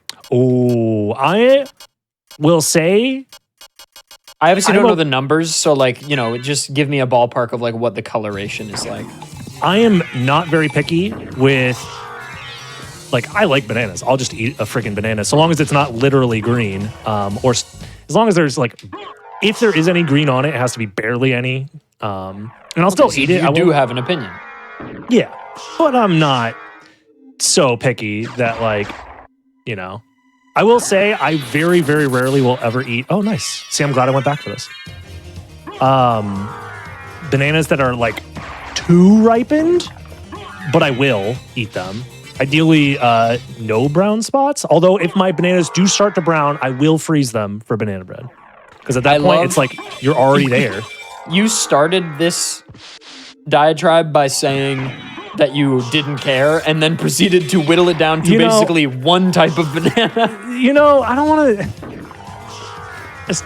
Yeah, okay? You want to call me out like that? Yeah, fine, whatever. I have banana opinions. I am firmly in the camp of that MF'er gotta be brown. Wow. I'm not like, okay, I want some brown spots on the banana. That's what I want. I need it to be like, I don't want mushy, but I don't want it to be like tough. See, my thing is once there's brown spots, you get into that weird area where like the peel just like peels itself under the weight of the banana. And that makes me feel a little uncomfortable. Okay, well, that's when it's like truly brown, which is not what I want. It happens every once in a while, even with just a couple of brown spots, I feel like. I will say, you do, when you are waiting for bananas to ripen, like I do, you do dramatically decrease the number of bananas in a bunch that become edible, because like if I eat one banana a day, but I have to wait 5 days to have the bananas be where I want them, Yeah, you kind of have to accept that I'm some going of to them waste will- a few of them. Yeah. You just kind of have to hold the L and eat either unripened bananas or ones that are a little too ripe if you Right. plan on actually eating them, yeah. Exactly, because... Or just eat 5 bananas in one day. Like, what's wrong with that? Let's go. The range you're looking for, if you overshoot a little bit, it's fine. Hold But on. if I overshoot... Yeah, go ahead. Super quick, I want to see if I can get this glitch again. Because on this boss, it would be crazy. I messed it up. They still died in one hit, but whatever. They would have died even faster, like a few frames faster. It would have been really cool. Anyways, continue. I got nothing else to say about bananas. Bananas ripening, yeah. Yeah. I do like the idea of discussing innocuous things that you can have opinions on that don't genuinely matter in the grand scheme. Those are fun. Where's my stuff? There it is. I should probably actually... Yeah, I should consider using this potion a little bit. I've been kind of getting tossed around. Is this the one that you can't kick open? Yeah. There's a funny thing about breakable floors and walls in this game. Every single one is coded differently. They behave differently, have different amounts of health. Some of them have actual health values. Some of them are numbers of hits that you need to hit. Why they did it this way? Your guess is as good as mine. When they programmed this game, they just did. They just said, you know what? Let's make a breakable wall. And then I guess a separate time, they're like, oh snap, we have to make a new breakable wall. Let's code it completely differently. So that's fun. So it's one of those like neat little things. You just have to memorize all the little funny little mechanics and quirks that this game has. So quirky. It's not like the other games, actually. Yeah. It's wacky. It really is. This game is very wacky and very fun. Oh, the classic cereals and milks debate. Which one goes first? Why would you put milk first? You're going to splash milk That's everywhere. what I'm saying. Oh my There's god! like, finally. this is, okay, every topic we've debated till now, there have been arguments for both sides that are valid. This is the first one where if you put milk first, you are wrong. There's always those people that dig their hole deeper by saying, no, I put the milk in first because I want to warm it up in the microwave. What? Have you not met one of these people? What? Yeah, there are microwave. What are you trying to curdle your milk? There are milk microwavers out there for their cereal. It's real. Oh God! One of the joys of cereal is that it's cold. I don't know what to tell you. It's real. There are dozens of them. Dozens. Oh. And also, if you're trying to warm milk or whatever, it should not be via the microwave. I don't know what to say other than, once I learned of this revelation as well, I'm like, oh. It haunts me to this day. I just need you to have this knowledge as well. I can't believe You need to be cursed. Yeah, you have now been cursed with the knowledge. No, okay, do not. Oh, we can go beat the game, by the way. Oh, sick. Yeah. Anyways, back to cereal milk, the more important. People are now pressing matter. decrying grape nuts, which I will not accept. Grape Okay, nuts are goated. Okay, grape nuts they're fine.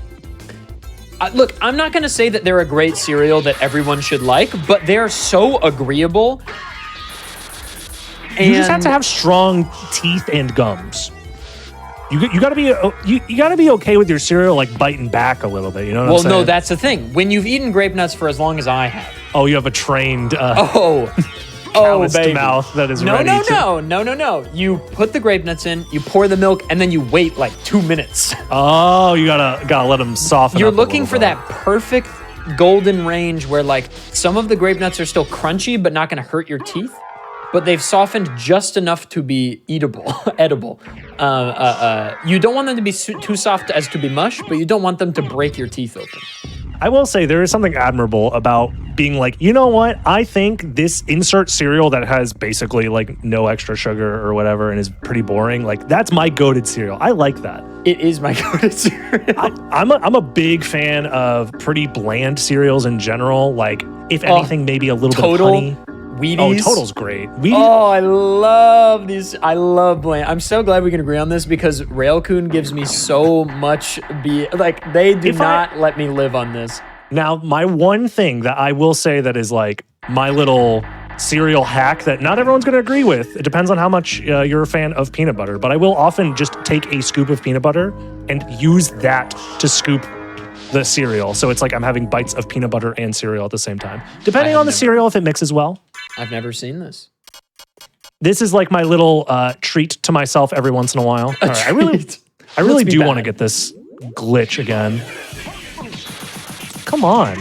Aw, they're dying too fast. I don't even get to take advantage of the glitch. Too good.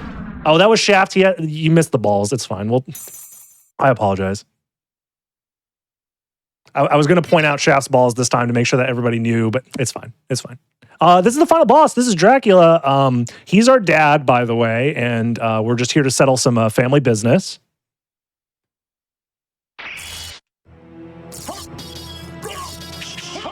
It is fun that you can just throw around these little bat guys.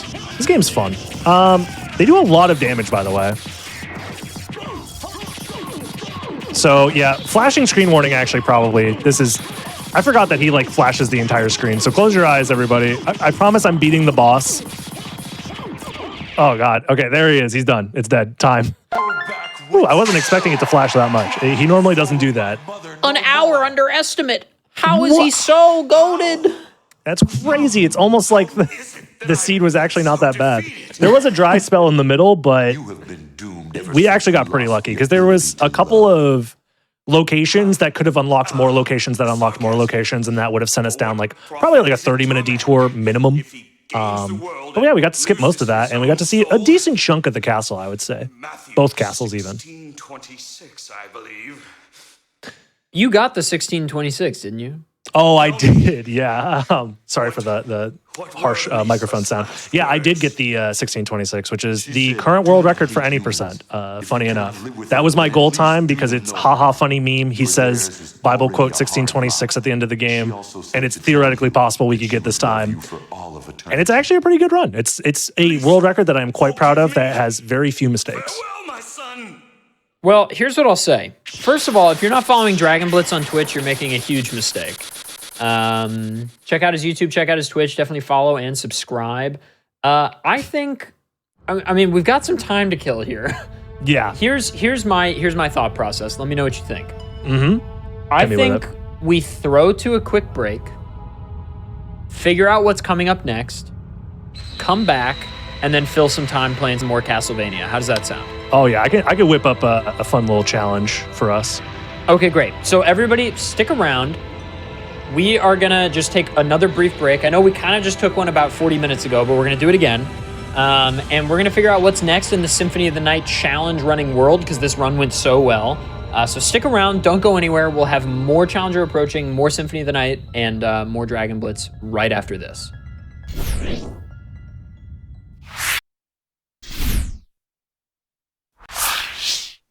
Hello, everybody, and welcome back to the Games Done Quick Hotfix. This is Challenger approaching. Gamers, did you know that Juneteenth, our annual event celebrating Black independence, starts tomorrow on June 17th, and it runs through the 18th. So it's this weekend. It starts at 1 p.m. Eastern tomorrow. Join us as we highlight the amazing talents of the Black speedrunning community. Gamers, you are not going to want to miss it. We've got a jam-packed schedule this weekend. It's going to be fantastic. I think Dragon Blitz might even be commentating a run? Question mark? The inaugural run, yes. The Swarm will be doing Castlevania Symphony of the Night any percent, and it's the starting run for the marathon. Well, there you go. So You've got incentive to tune in. It's going to be an amazing show both days, so be sure to check that out. But DB, what are we doing right now? I thought it would be fun. We have about an hour to kill. This is a challenge run that I've done a couple of times that usually takes about an hour. And Red Rust, if you don't know, is a weapon that is basically a joke weapon. It's designed to be like one of the worst weapons in the game. It has a random chance to, you'll do the input, and it's a random chance to fail the attack. The attack just doesn't come out, and Alucard goes, ugh, and just nothing comes out. So it's a meme weapon. It has a terrible hitbox, terrible damage, and I'm going to be using only that weapon to beat the whole game. Great. Well, whenever you're ready, take it away. All right, let's get started in 3, 2, 1, go. Obviously, Yay. I can't use the Red Rust here because we're in the prologue. By the way, it's no longer randomized. I'm playing the vanilla unrandomized game in case people see the first relic and go, I think you forgot to randomize it. You know, the classic. Classic. Is this even randomized? The answer to that question is no. I grabbed extra hearts. I don't need them. It's fine. I'm going to throw these extra hearts away. So I will be allowing myself to do a couple of glitches for this run because otherwise this run glitchless would take probably close to like 2 hours. So in order to fill the schedule appropriately, we will be allowing glitches to skip a few things. But outside of that, all damage and combat will be performed with the Red Rust. If I just want to say, because this can happen and I don't want anybody to get, too upset. If I accidentally maybe wing smash through an enemy instead of killing with the Red Rust, you guys will be cool about that, right? It's not going to be a wall of reset, invalid. I will scream. I'm going to scream. I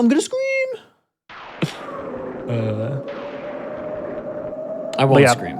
The second item drop after this intro sequence with death and everything will be the Red Rust. And once we pick that up, from that point forward, all I will be using is the Red Rust. Until then, we do get to at least enjoy a little bit what it feels like to be powerful with our starting gear here, the full Alucard set. If you want to see a run that takes advantage of the full Alucard set throughout the entirety of the run, that Juneteenth any percent run by the Swarm, you definitely want to check that one out. Because light spoilers for that run, there is a way to keep your equipment that is specific to that run, which is pretty cool.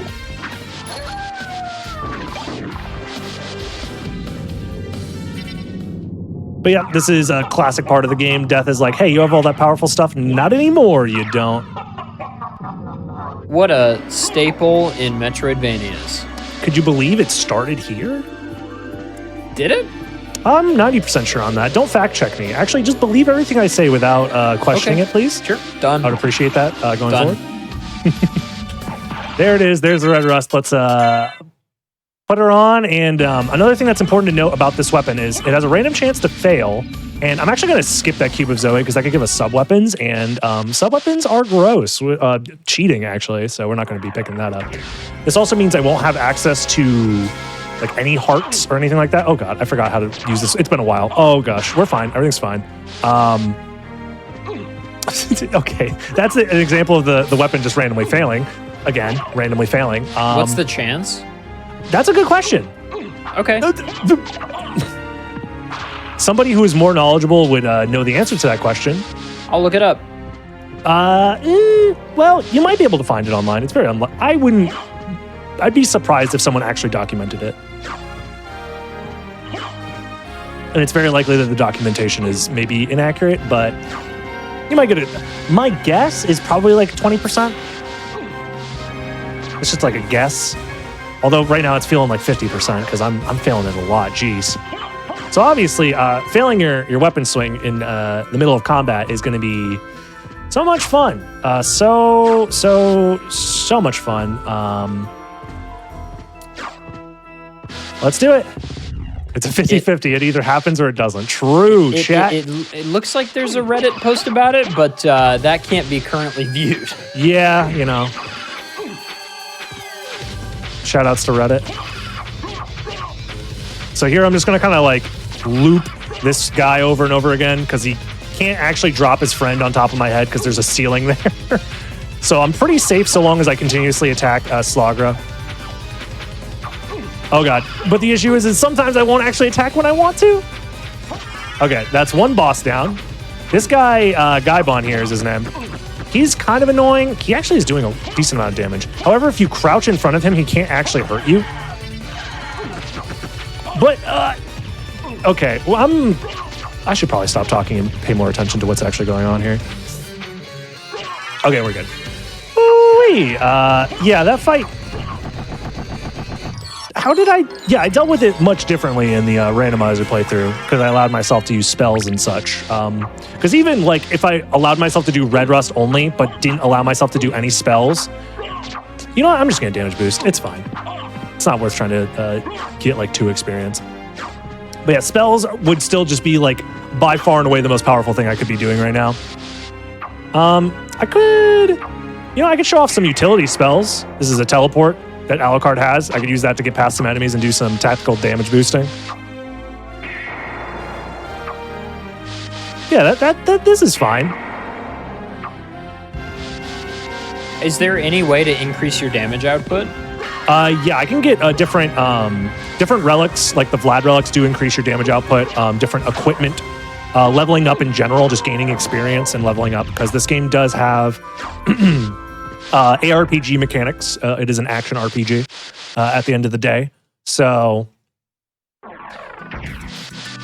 yeah, once I kill more enemies and gain experience, my just general stats will go up, which is nice. I still think I'll probably be capping out at like, spoilers, you guys won't see how much damage I'm doing because it is quite slow to grab the relic that shows how much damage I'm doing. So I'm going to guess I'm probably doing like maybe like 6 damage at most to some of these enemies. I have no clue. Wait a moment. This is a cutscene. Maria is up here. She's nice. She's cool. In the Saturn version, you get to play as Maria, and that's a lot of fun. Saturn exclusive character. But yeah, for now, there's not really much going on until I get to the next boss fight. It's just going to be me trying to like avoid enemies, and maybe I get scared and get low on HP and I scream a little bit. But other than that, we should be fine. I endorse that. Oh god. Another thing that sucks about this weapon is if you do the grounded attack, you're stuck in that animation for a very long time. So I just want to be careful. So oftentimes you want to be doing like aerial, like canceled attacks. Like you do the attack in the air, and when you land on the ground, it cancels all of the end lag that would normally be there. However, that's normally very useful for weapons because you can angle them down in this game while in the air by holding down and then pressing attack. This weapon doesn't have access to that. So I basically have to meet the enemy head on. Oh god, speaking of head on. If I want to actually do damage to them. Oh my god, that's so bad. The RNG is so bad. Okay, they randomly spit fire. It's not like a guaranteed thing. Three times, really. All 3 of you spitting fire. Whatever, man. But yeah, other than that, we're fine. Our HP's a little low. I do have a backup potion. I just really want to save it for later. Yeah, thankfully these enemies stand still long enough that I can just teleport past them. That teleport does cost a decent amount of MP, so it's not like I can just spam it whenever I'm in trouble. And there is a decent amount of end lag to it too, so it's not like it's, you know, a get out of jail free card or anything like that. But yeah. After this, there is a save room coming up, and I was kind of wanting to potentially see if I can do it without saving. That's not happening. I'm going to save. Because this next fight isn't necessarily difficult, but the normal strategy that you would be able to do is different. And sometimes this guy's AI will kind of do some weird stuff that you're not prepared for. This is a boss fight that is pretty infamous, I feel like, for most people's like casual playthrough. This guy gave me so much trouble in my casual playthrough, I remember as a young child. It's yourself. One thing that is nice about the sword is you can see that the doppelganger there is glowing, this like weird like bluish purplish hue. That's because this sword actually has an elemental damage type called the curse damage type, and it only affects doppelganger, the only enemy in the game that's affected by curse in this way, where it actually applies curse to him, so he can no longer do like normal sword attacks. He can still use sub weapons, but there I just take advantage of the fact that his AI wants to jump when we jump, so I just caught him in an AI loop. We got pretty good luck there, because every once in a while he could just break out if he feels like it, or if he's in like a weird position, so. But yeah, the whole reason we're coming out here is this is pretty much like the standard like start to any Symphony of the Night playthrough is you have to go all the way to the outer wall, because the outer wall has the first major like relic of the run, which is the wolf relic right there. And we do need that. We're going to be using it for a sequence break. There we go. Nice. We have to activate the elevator there to gain access to it. I am going to try for a frame perfect glitch here. Let's see if we got it. Nope. It saves 2 seconds. It clips you through that floor. It's really funny if you get it. If not, you just move on with your life.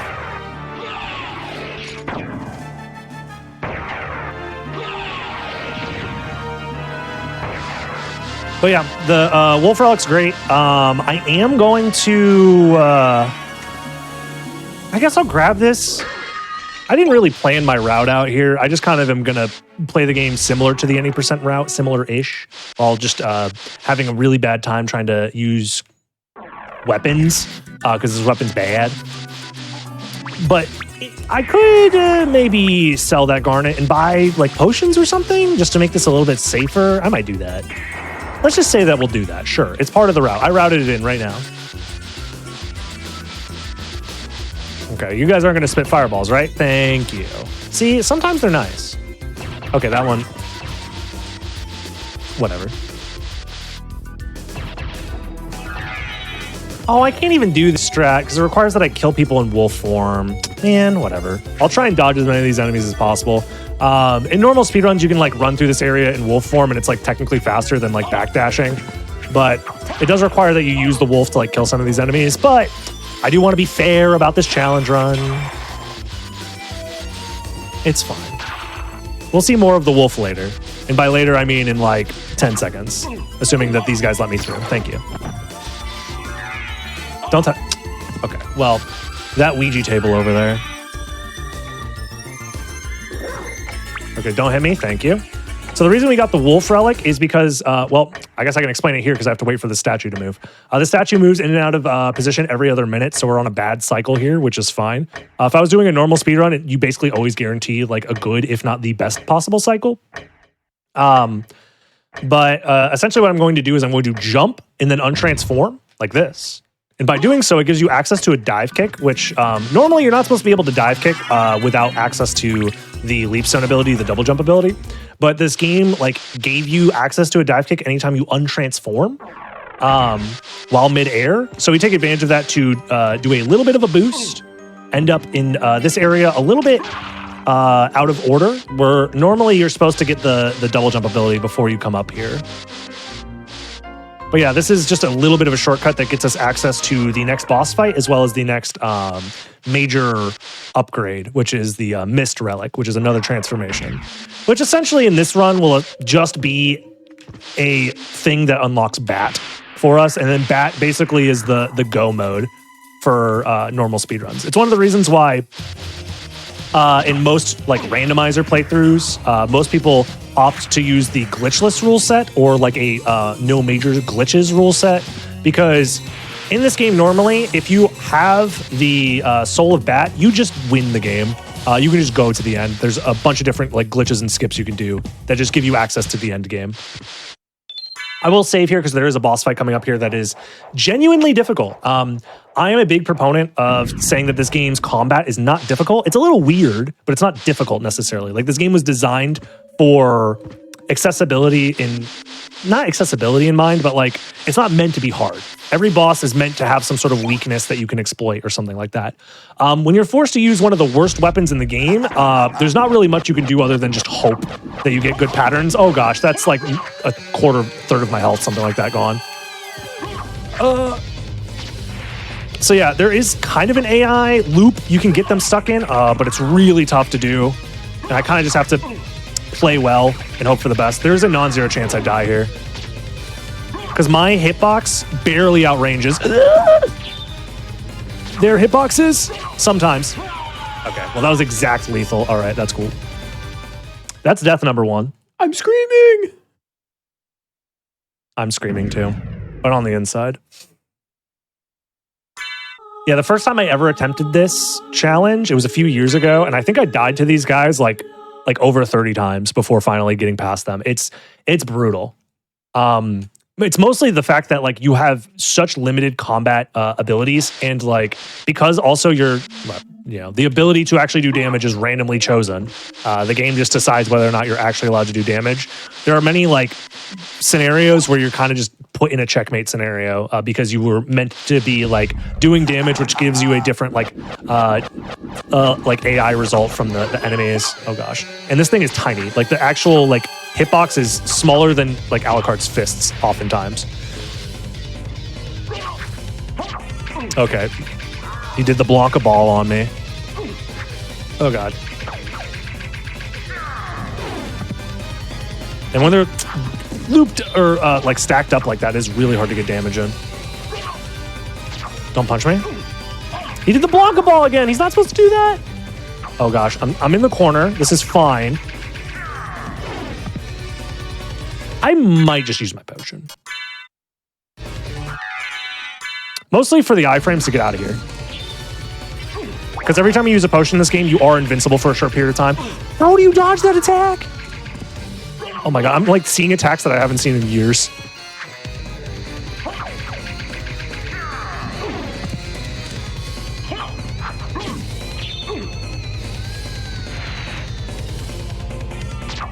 Don't block a ball. Oh, I knew he wanted to. You're supposed to just do the punches. The punches are very easy to dodge. You just crouch them. What was that jump? Okay, we're learning new things. I do have a turkey I can eat, but okay, I'm eating the turkey. And the pot roast. Okay, we'll keep that in mind. I might have to use all my healing on this fight. Jeez. Oh yeah, I'm doing less damage than my normal fist, just FYI. This is currently doing 18 damage per swing, where my fist would be doing 20 and they would double hit. In fact, the glitchless speedrun actually just uses fists here. Okay, that's one down. I have iframes here from the level up. Not enough iframes! No! I actually lost that fight because I killed him. That's so funny. You know? It's going well. Attempt number 2. This is the hardest boss in the game by far, by the way, for this particular challenge. Once we finish this boss fight, it's kind of smooth sailing from here. Kind of. You know, it would be nice to just use any other weapon. I'm now realizing that like maybe the game designers didn't like want you to just use the red rust. No, they did. Like they put it in the game for a reason. They wanted you to use it, right? Why would they name it something so cool? Yeah, exactly.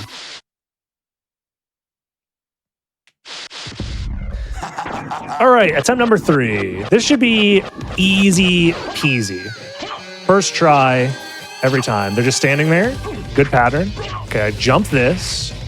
He's gonna go for the Blanca ball, I think, right? Am I learning? Yeah, okay, I'm learning. Punches, and then they do this attack. Okay, yeah, I'm starting to remember the AI loop. Then they jump forward and then do that attack, but I was in the wrong spacing. That attack is weird. I'm scared. Okay, that's Blanca ball. Okay, I'm learning.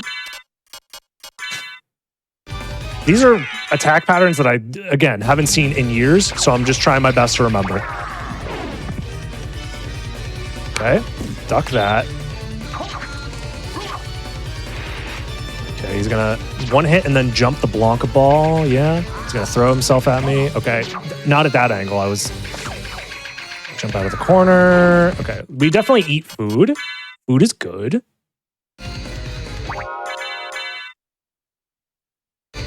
Should jump forward, right? Yeah. I don't know. That hitbox, I don't know, man. Okay. Okay. Okie dokie. We're kind of throwing.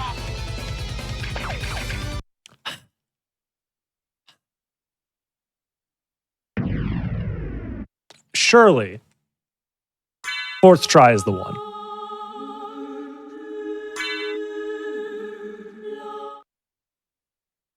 Got this.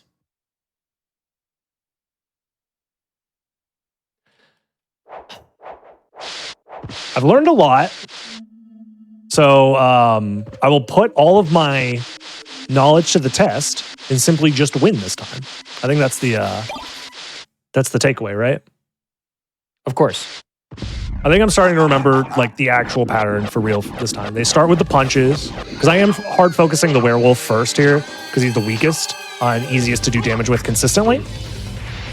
They dash around each other. This is Blanca ball. Yep, Blanca ball. Then he tries to hit me from the ceiling. Okay, from here they should be jumping forward. No, they jump up. Okay, and then it's jump forward with the energy ball, and then it's punches again. Okay, so this is Blanca ball. I can get one hit in. Another hit. This is jump. Yeah, this is jump. The one I can jump over, and then this is jump forward. So let me. I was trying to space it properly, but I guess not. Yeah, that jump is a little bit janky, not gonna lie. Oh my... Homie just super dashed at me like we're playing DBFZ. Jeez. Okay, this is the one I can jump. We have one healing item left. The only downside with these healing items is I do have to like grab them. He's doing the punches again, see? Oh my goodness. So it is random. Okay, one down. This guy is really hard. That's pretty much my only chance to do damage is that attack right there. Because trying to consistently do damage when he has the range advantage. So trying to essentially hit him when he has a much larger weapon than me is a bad idea. As long as I keep my space, I should be fine. Because I should be able to react to everything, get a few hits in during that cycle. And I seem to be I found a pretty decent spot to stand in. That's nice. Okay, you're making me a little uncomfortable. You're a little close. Okay, we just didn't get a hit that cycle because the red rust said no.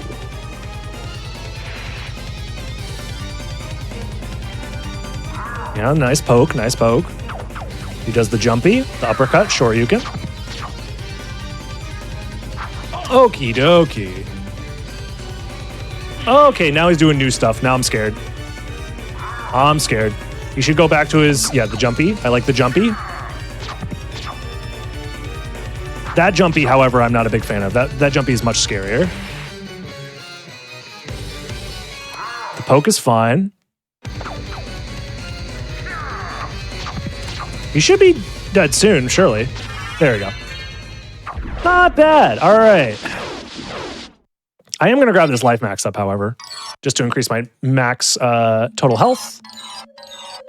Like I said, the rest of the boss fights aren't necessarily like that bad compared to that. Dealing with multiple bosses at the same time is rough.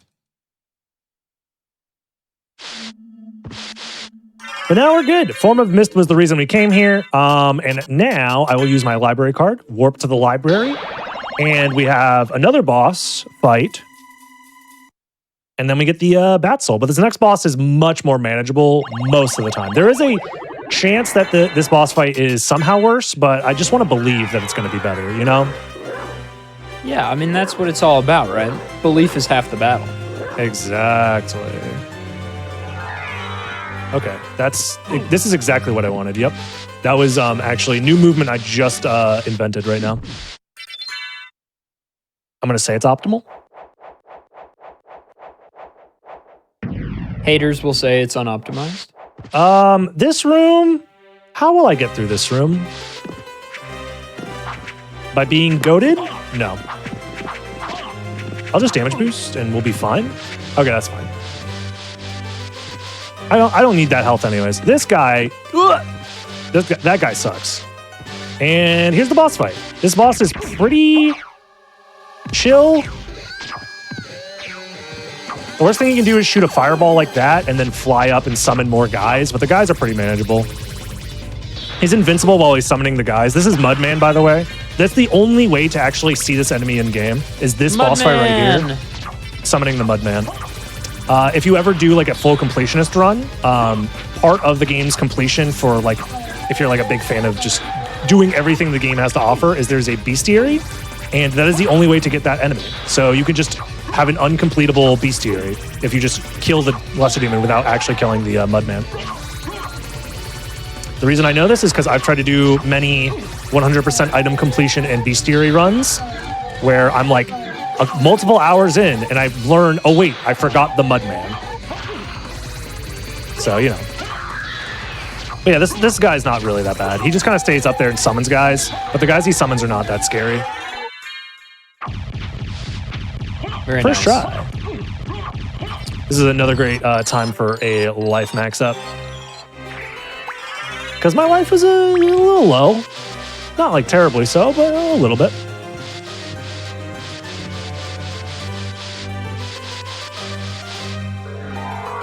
All right. Mist could pass. Could pass. Here's that Badu card glitch again. There is a floor clip I could do here that in a normal speedrun context would be slightly faster, but I do not have the proper setup to make that floor clip faster, so I will not do it. All right, I'm going to try my best to avoid killing these enemies with the wing smash, because the wing smash does do damage. But if they jump in front of me while I'm barreling down the highway at 80 miles an hour, is it really my fault at that point? True. It's pretty funny. I'm working on the pacifist speedrun. I've been working on it for a little while on my stream, and I'm interested in. there is a glitch that causes the enemies to die, but for it to not count as a kill. So very often people in chat are, obviously like, hey, wait a minute. That's not pacifist. What was I getting? I was going to get potions. So oftentimes we have to make excuses like, oh no, I didn't kill him. They had a sudden heart attack. There's a small chance of that in every game, I think. Exactly. So, it doesn't... the reason why that's also... why this game actually has like a true pacifist category is the game actually keeps track of your kills in the in-game menu.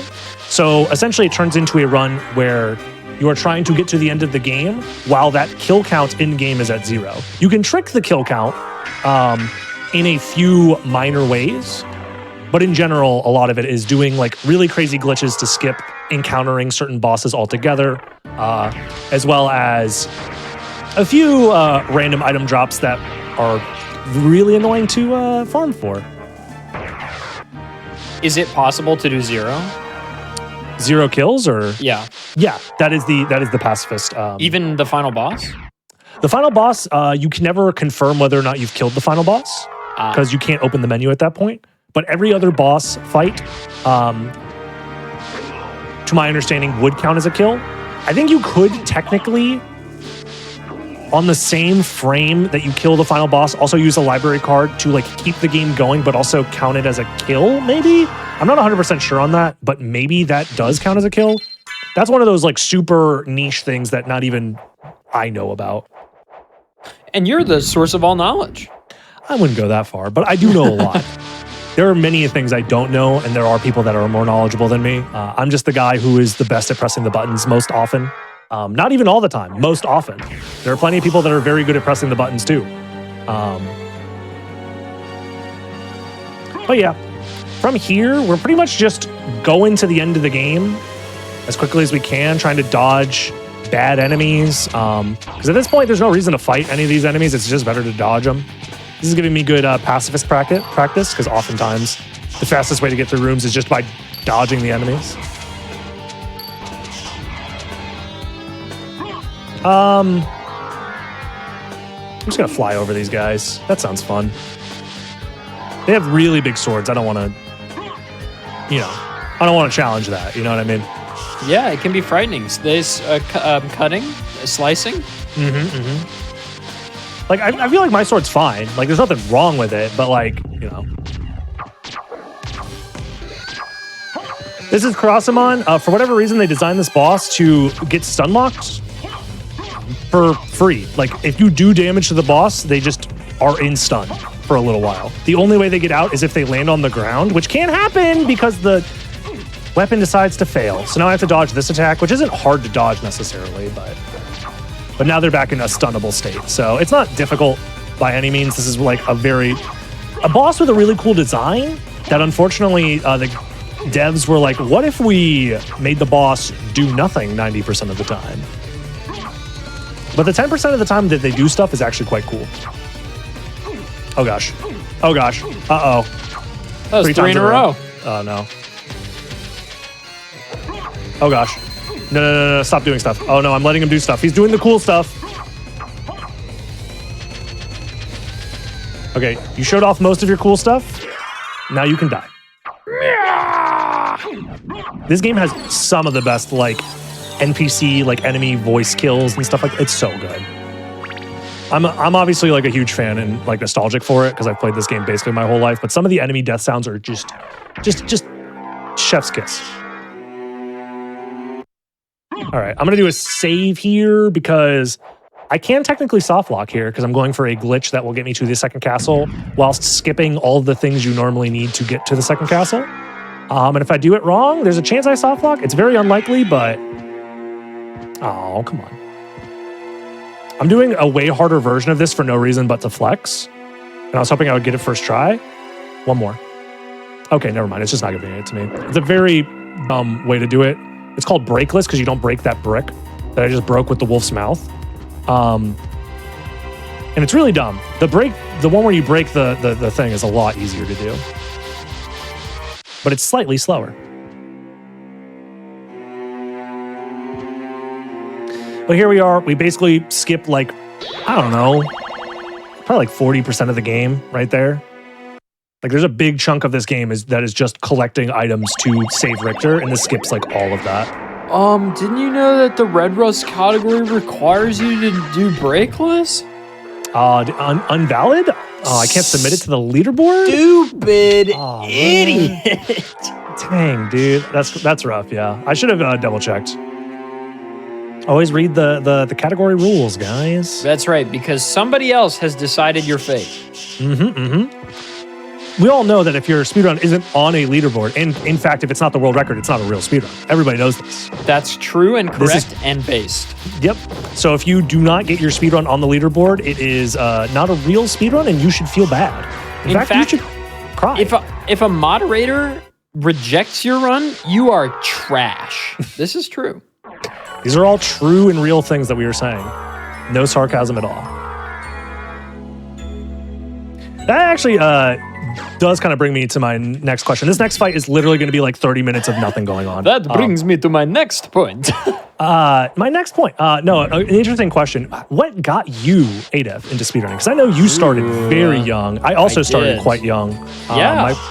My first speedrun was, well, I'll let you go first.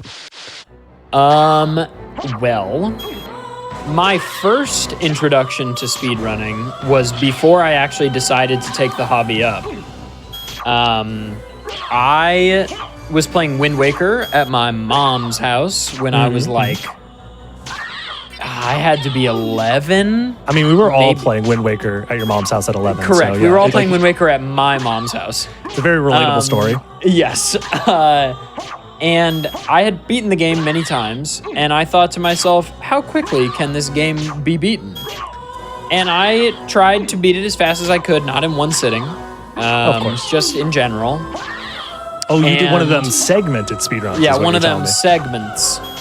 And afterwards, I looked it up and found Giano's any percent speedrun, which was like 6 hours, I think. Oh, that was way back in the day. And I remember seeing that and being like, this is wild, and then never looking into it any further.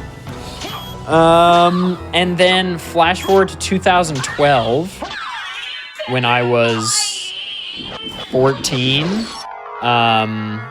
I was probably 13 at the time. I was playing Mega Man 1, and I did a race of it with a friend. Specifically, not to flex on you Let's Play homies, but my friend was Nintendo Capri Sun. Yo, wait a minute. Actually, I'm sorry, I don't actually know who that is. Okay. Anyway, but they sound really cool. They sound really cool. We did a one-sitting Let's Play race of Mega Man 1. And then after that, it took me like 30 or 40 minutes to beat the game. And then I was like, well, hang on, surely it can be beaten much faster than this. I'm not very good. And then I found Dunnius's run at, I think it was CGDQ. It might have been a different one, but it was an early GDQ run of Mega Man. And his run was like 22 minutes and change. And I was like, this is unbelievable. And then I fell down the rabbit hole of SDA and then SRL. And I've been speedrunning Mega Man 1 since June of 2012. Wow. And it all just sort of fell into place from there. That's cool. How about you? Cool. So my introduction to speedrunning is weird because I kind of just he jumped in front of me. I had nothing to do with that officer. Yeah, correct. The pedestrian is at fault. In some states. Anyways, I was kind of doing it on accident. Like I kind of like figured out that speedrunning was a thing you can kind of just do by my first introduction to it is a game that I love dearly. Let me do the right setup for this room. A game that I absolutely love dearly and still thinks holds up to this day. Still my favorite Kirby game. Kirby Nightmare in Dreamland. So good. For the Game Boy Advance, fantastic video game. Like in my mind, like top 3 best Kirby games. Because they're remaking one of the best games. Yeah, Amazing Mirror is slightly better in my opinion, but they're both very, very good. Yes. Anyways, that game, inside the game, you can unlock new modes. And one of the modes you can unlock is you could play as Meta Knight. What? That's crazy. But if you play as Meta Knight, you can't save the game. So if you wanted to beat the game as Meta Knight, you had to just beat it in one sitting. And the game had a built-in in-game timer that kept track of your high score, aka like the lowest time. So it's like, oh, well, I like playing as Meta Knight. He's really cool. I mean, Kirby's cool too, but Meta Knight goes dummy, stupid, crazy mode. And he's really fast and he's a lot of fun. Anyways, that ended up being my like first foray into speedrunning, kind of on accident. Like I'm just playing the game and the game kind of like pushed me in the direction of trying to go fast, which is really, really cool. Here I'm going to be doing a little glitch. It doesn't matter, I'm just skipping like all the, those like 5 ladder relics we needed to like beat the game. I'm not doing any of that. Is this the right spot? Pixel perfect, kind of. Okay, that should work. But yeah, from there, I think I just tangentially was doing this on my own for a very long period of time. And then, I'm watching YouTube. I'm probably like 16 years old, maybe. And in my recommended, what is this? Classic games done quick. What? They're playing video games that I think are really cool. And I watched the Symphony of the Night 4-way race between, it was Rom Scout, Satoryu. Was it a 3-way race, actually? It was Rom Scout, Satoryu, and Reign of Soten, and I think one other person. It's slipping my mind. And at that point, I'm like, yo, I played this game so much as a kid. I didn't know you could skip all this stuff. This is crazy. That was Rom Scout's first speedrun of Symphony of the Night, by the way. Just fun fact. He ended up winning that race. Wait, first ever attempt? Yes. Did I punch him? I love old GDQ. Yeah, Rom Scout's goated for a reason. Oh, by the way, this is Shaft. You can see all of his balls now. I'm likely going to die to this guy a few times. But once we kill this guy, the final boss is actually really easy in comparison. Okay, the Castlevania Symphony of the Night race is just, from CGDQ, is just Rom Scout and Reign of Soten. Really? Yep. Oh, never mind then. I could have swore Satoryu was there as well. Anyways, I'm just, that was what? Bro. 11, 12 years ago? In the webcam, Mike89 is asleep on the couch. God, I love old GDQ vids. They hold up so well. The game feed is like the size of a molecule. Yeah. Oh, man. Just so nostalgic. Am I going to get hit up here? Yes. Cool. You know what I probably should do? I'm learning. I'm actually going to die and make my life a lot easier. Because I kind of forgot a really important item that'll make this infinitely easier. Because I'm like, won't finish in the next like multiple hours if I don't get it. So it's going to be like a 4-minute detour to go grab it. It was SGDQ 2011 was the Mega Man run that I watched. Yeah, those old GDQ vids are really like what got me like interested in watching speedruns and like knowing what Twitch was in the first place. And I ended up following a lot of classic speedrunners of games that I was vaguely tangentially interested in. Oh, I don't have a library card. All right.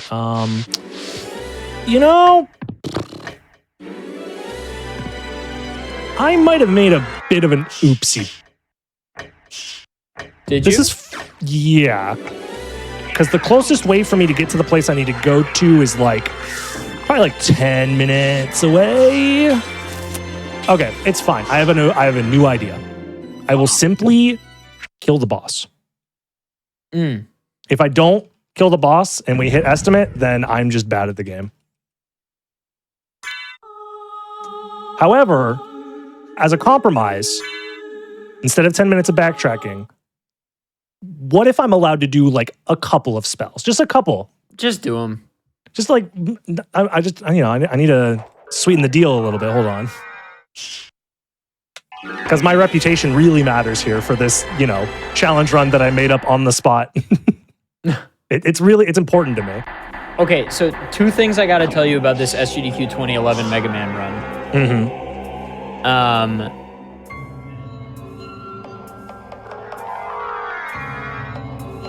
Okay, so first of all, there's a comment. The first comment from 11 years ago, it uses an expletive at the start that I'll skip. Of course. But then they say, not use pause is glitch. Okay. Let him cook. Not use pause is glitch? There's a pause glitch in the game. Yeah. I am tangentially aware of. Oh gosh. Keep going. You're fine. Try to. Oh, this is looking good. This should be fine. Yeah, I'm basically just using spells to stay alive, more so than like actually doing damage, because they don't do much damage to Shaft. He's unironically very difficult to kill. And the balls. Anyways, continue. Anyway, I can't make out some of the people in the background of this video because it's so old, but Spike Vegeta is in the front row. Some things never change.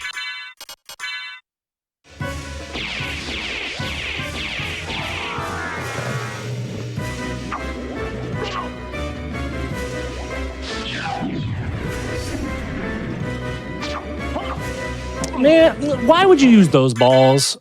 So when he does this attack, it's like random which set of balls end up being the ones that bounce around and do damage.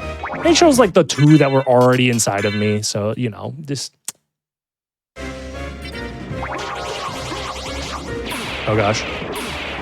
I think I'm not dead, but I likely will be. How did I survive that? We have time. It's okay if you die.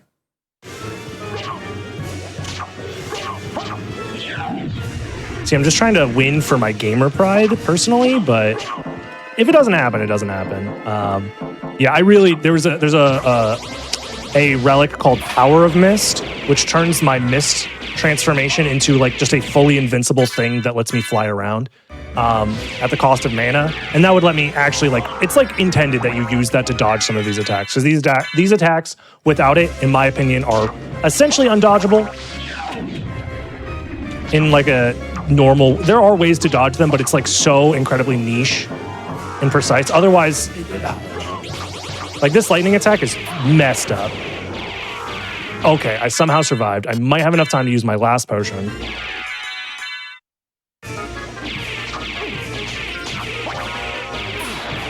Okay, there's a chance.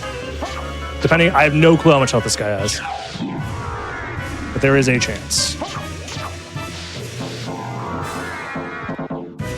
If I time my transformations well... Oh, what is that angle? Oh my goodness. Don't come back down. Don't come back down. Please, let me live.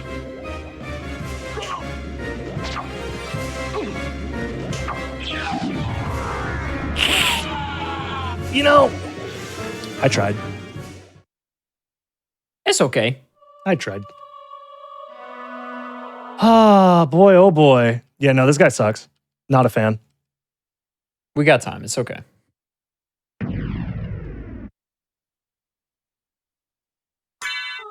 I'm just trying to think, like, damage-wise, am I even gonna be able to get him? Like, What's is the it even backup? The backup would be me using a different weapon. At this point, like, it would be infinitely easier if I was able to just punch him to death. But I'll try one more time. I'll give it one more fair shot. I think it might be possible if we get very lucky and if I just play out of my gourd. Lives off his gourd. Because legitimately, the final boss is like free. Like every attack is incredibly telegraphed and easy to dodge. He looks really scary, but like there is a method to the madness that is very consistent to deal with. Whereas this guy, it's the balls, man. Balls just do whatever they want, and there's not much you can really do to try and. Because every time he does an attack, it's random which ball he chooses for it. The angle of it is random, like, and trying to react to it in time is very tough. And this attack, I think, might just genuinely be impossible to dodge without Power of Mist with my given setup. So I'm kind of just in like a healing war where I hope that I have enough healing to make it through.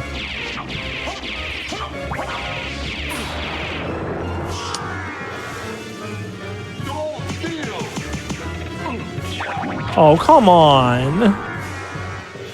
Yeah, I think I'm currently playing inside of my gourd, the out of gourd. You could punch him if you want. It's still gonna be tough, but I think I'm gonna, Chat, look away. See, that's the tough side is like, this still isn't easy, but at least I'll be doing reasonable damage. Because I'm fairly certain he resists curse type damage, so I'm probably doing like literally 1 to 5, something like that per hit. Or at least my punches are doing like 20 per hit. And they can multi-hit. Oh my, how did I dodge that? I'm like developing new strategies to deal with this guy right now.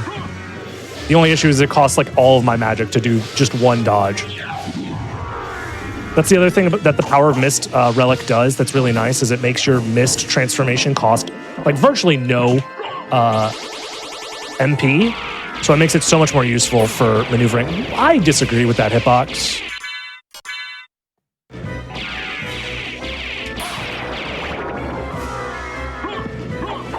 The other thing that sucks is he just flies at the top of the room, and I just can't hit him.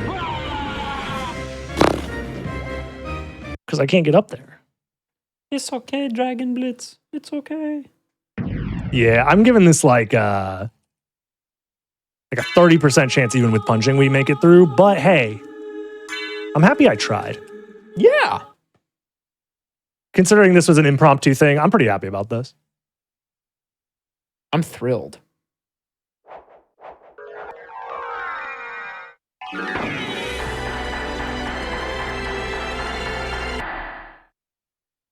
Chat, pay no mind to things on stream layout changing. Don't even worry about it. It's fine. Okay, you still have your eyes and you can see the Dragon Blitz is on screen with the game.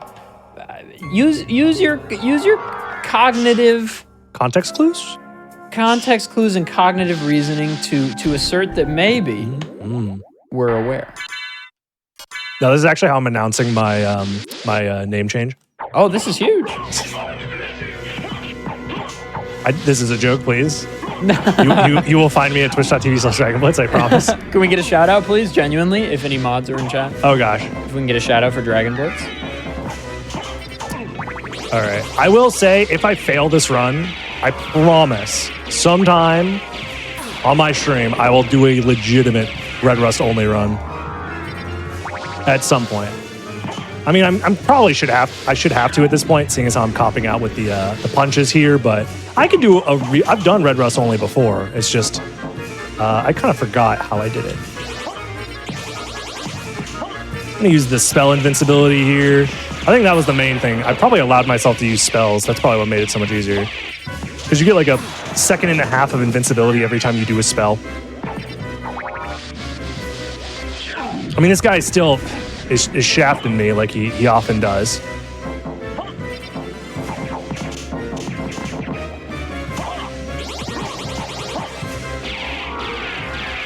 Okay. The potion invincibility is also huge. Oh, come on. Yeah, so there's lots of ways to get invincibility in this game. It's just unfortunate that it's not enough because this guy's attacks are genuinely... Oh, I'm out of healing. Okay, at least potion-wise. Turkey, go! You're my final hope.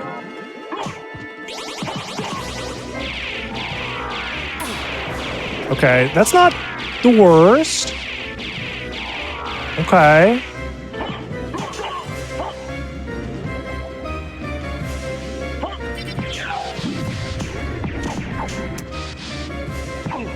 God.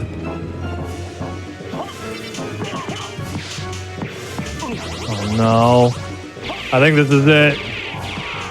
I tried to hold off as long as I could. Yeah, I just don't got the damage. Do you have a weapon you could beat him with and then do the final boss, Red Rest? Yeah, I could do that. It'll take me probably like 3 minutes to get that weapon.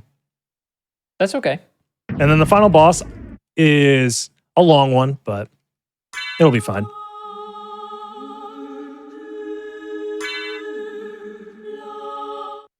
Yeah, that guy is there's a randomizer preset that we had that still is around, but was like initiated and like a thing because of an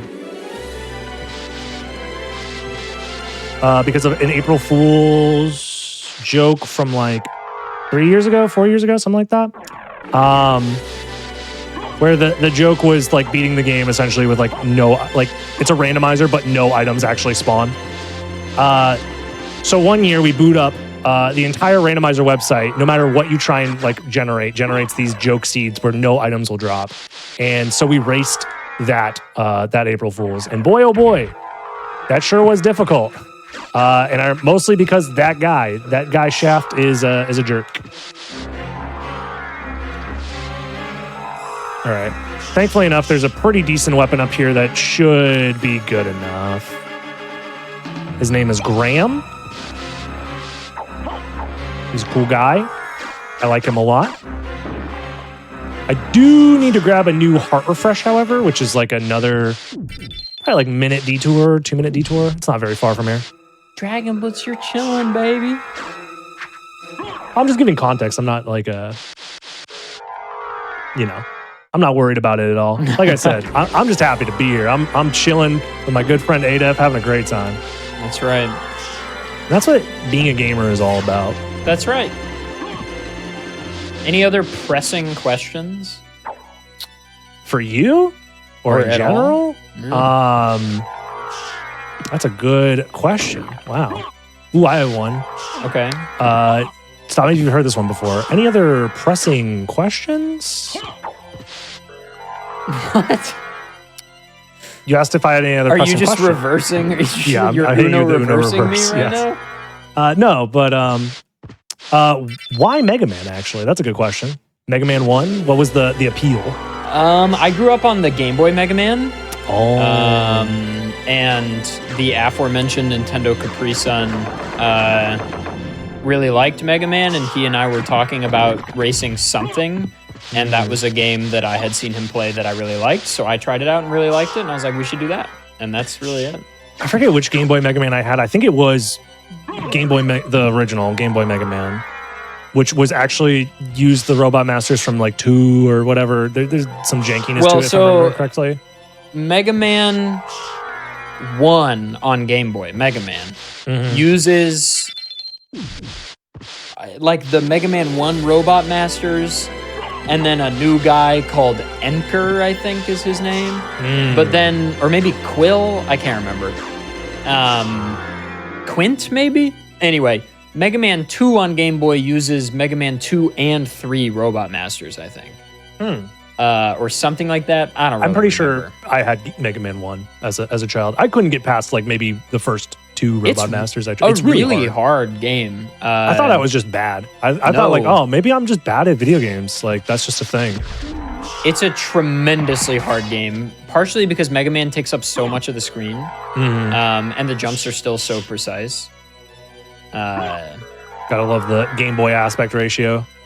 Yeah, and the jumps in Iceman are like really hard. And then if you make it to the Wily stages, they're like so tough. And you get this sub weapon in the Game Boy Mega Man game called Carry, Carry. It's like a platform you can place. It's sort of like item 1 in Mega Man 2, except it doesn't move. Gotcha. And there are jumps that require you to really precisely use Carry. And if you run out of ammo, you're just like screwed. Damn, that guy just took a slice out of you.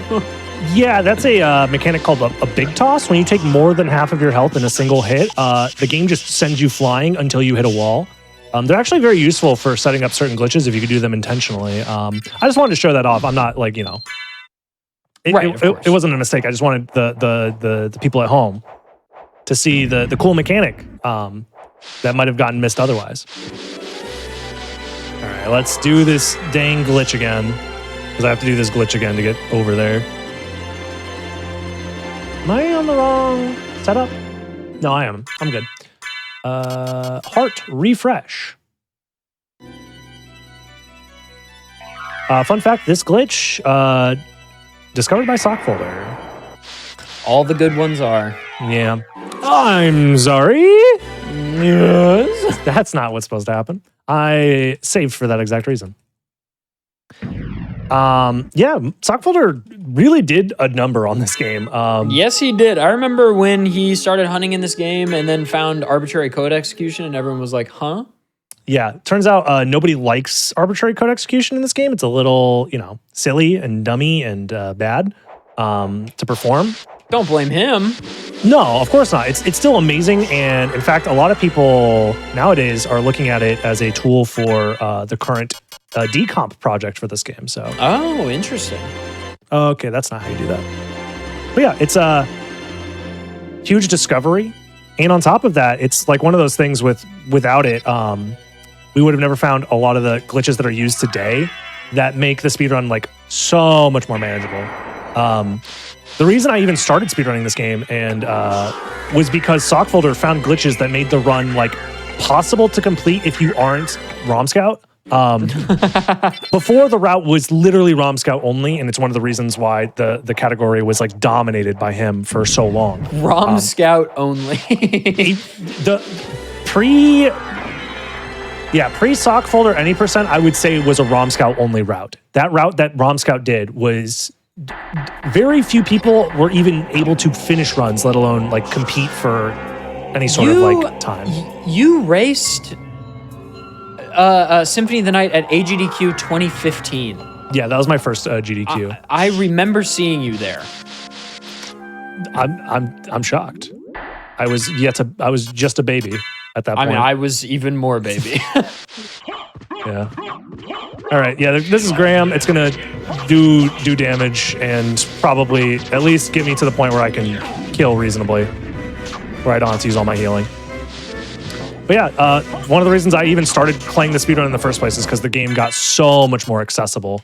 And if it wasn't for ROM Scout like fiddling with the game and finding consistent setups for all sorts of glitches that were previously just insane, just ridiculous. Like the glitch I did earlier to skip into the second castle, before that required like 4 frame perfect inputs or something like that. And this is also a period of time before people realized that you can like, it wasn't that you couldn't, no one realized it, but no one did it reasonably.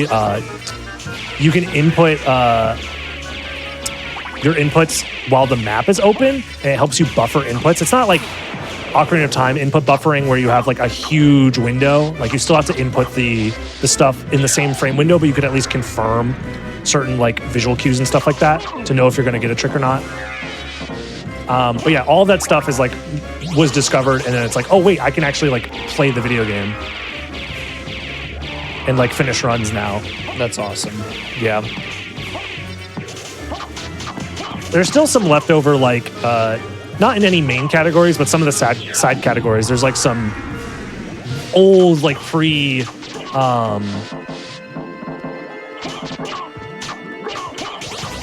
my brain, hold on. I had to focus. Okay, we're possibly in trouble. Okay, we're fine. How are you not dead yet?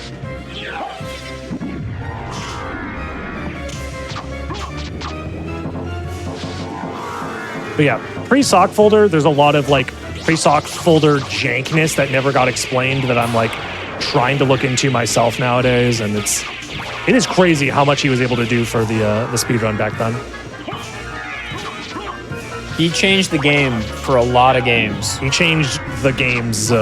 Yeah. Dude, how are you still out there just balling out, dude? This guy's okay, he's no longer balling. Deflated. Yeah, I can't imagine doing that with Red Rust. What was I thinking? Jeez, I forgot this guy's in the game. He normally goes down. You usually have better weapons at this point. Whew.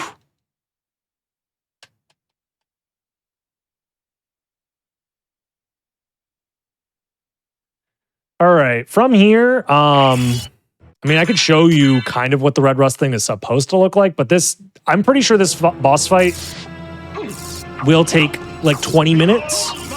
20 minutes? Yeah. He has 6,000 health, and I'm doing probably like 5 damage per hit. And I also need to like not get unlucky with some of these swings. I did take damage there, which is really bad for me. Okay, this is really bad for me. I think I might be slightly on tilt having to deal with the shaft fight over and over again. Fair. Normally, his attacks are very, very dodgeable and like very easy to deal with. I don't have like the perfect setup for dealing with all of his attacks, but I have something I can do for all of them. To fly over here to avoid the third one. He does the triangle attack. I have to do a spell to dodge it. And then he goes back to swinging his hands back and forth. And he just does this over and over again. So that's pretty much all the stuff he can do. I am not going to do this with Red Rust only. I'm sorry, I lied.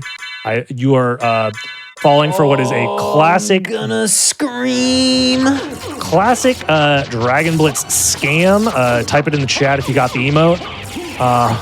Because, yeah, I respect you guys' time and, well-being's too much to put you through that.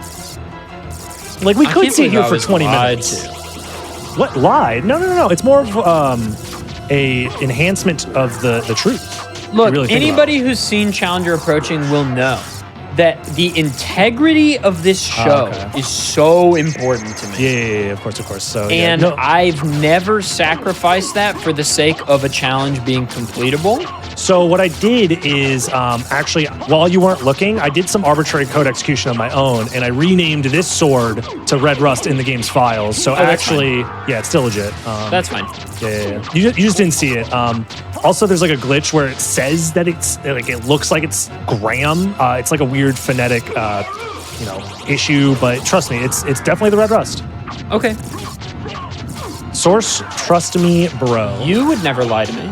I don't believe I ever have. Not to my knowledge.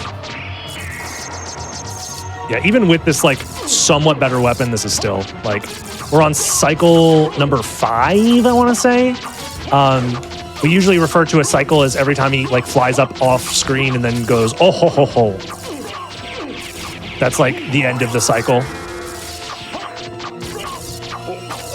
Yeah, he does a little laugh. He's having a good time. He's laughing. Yeah.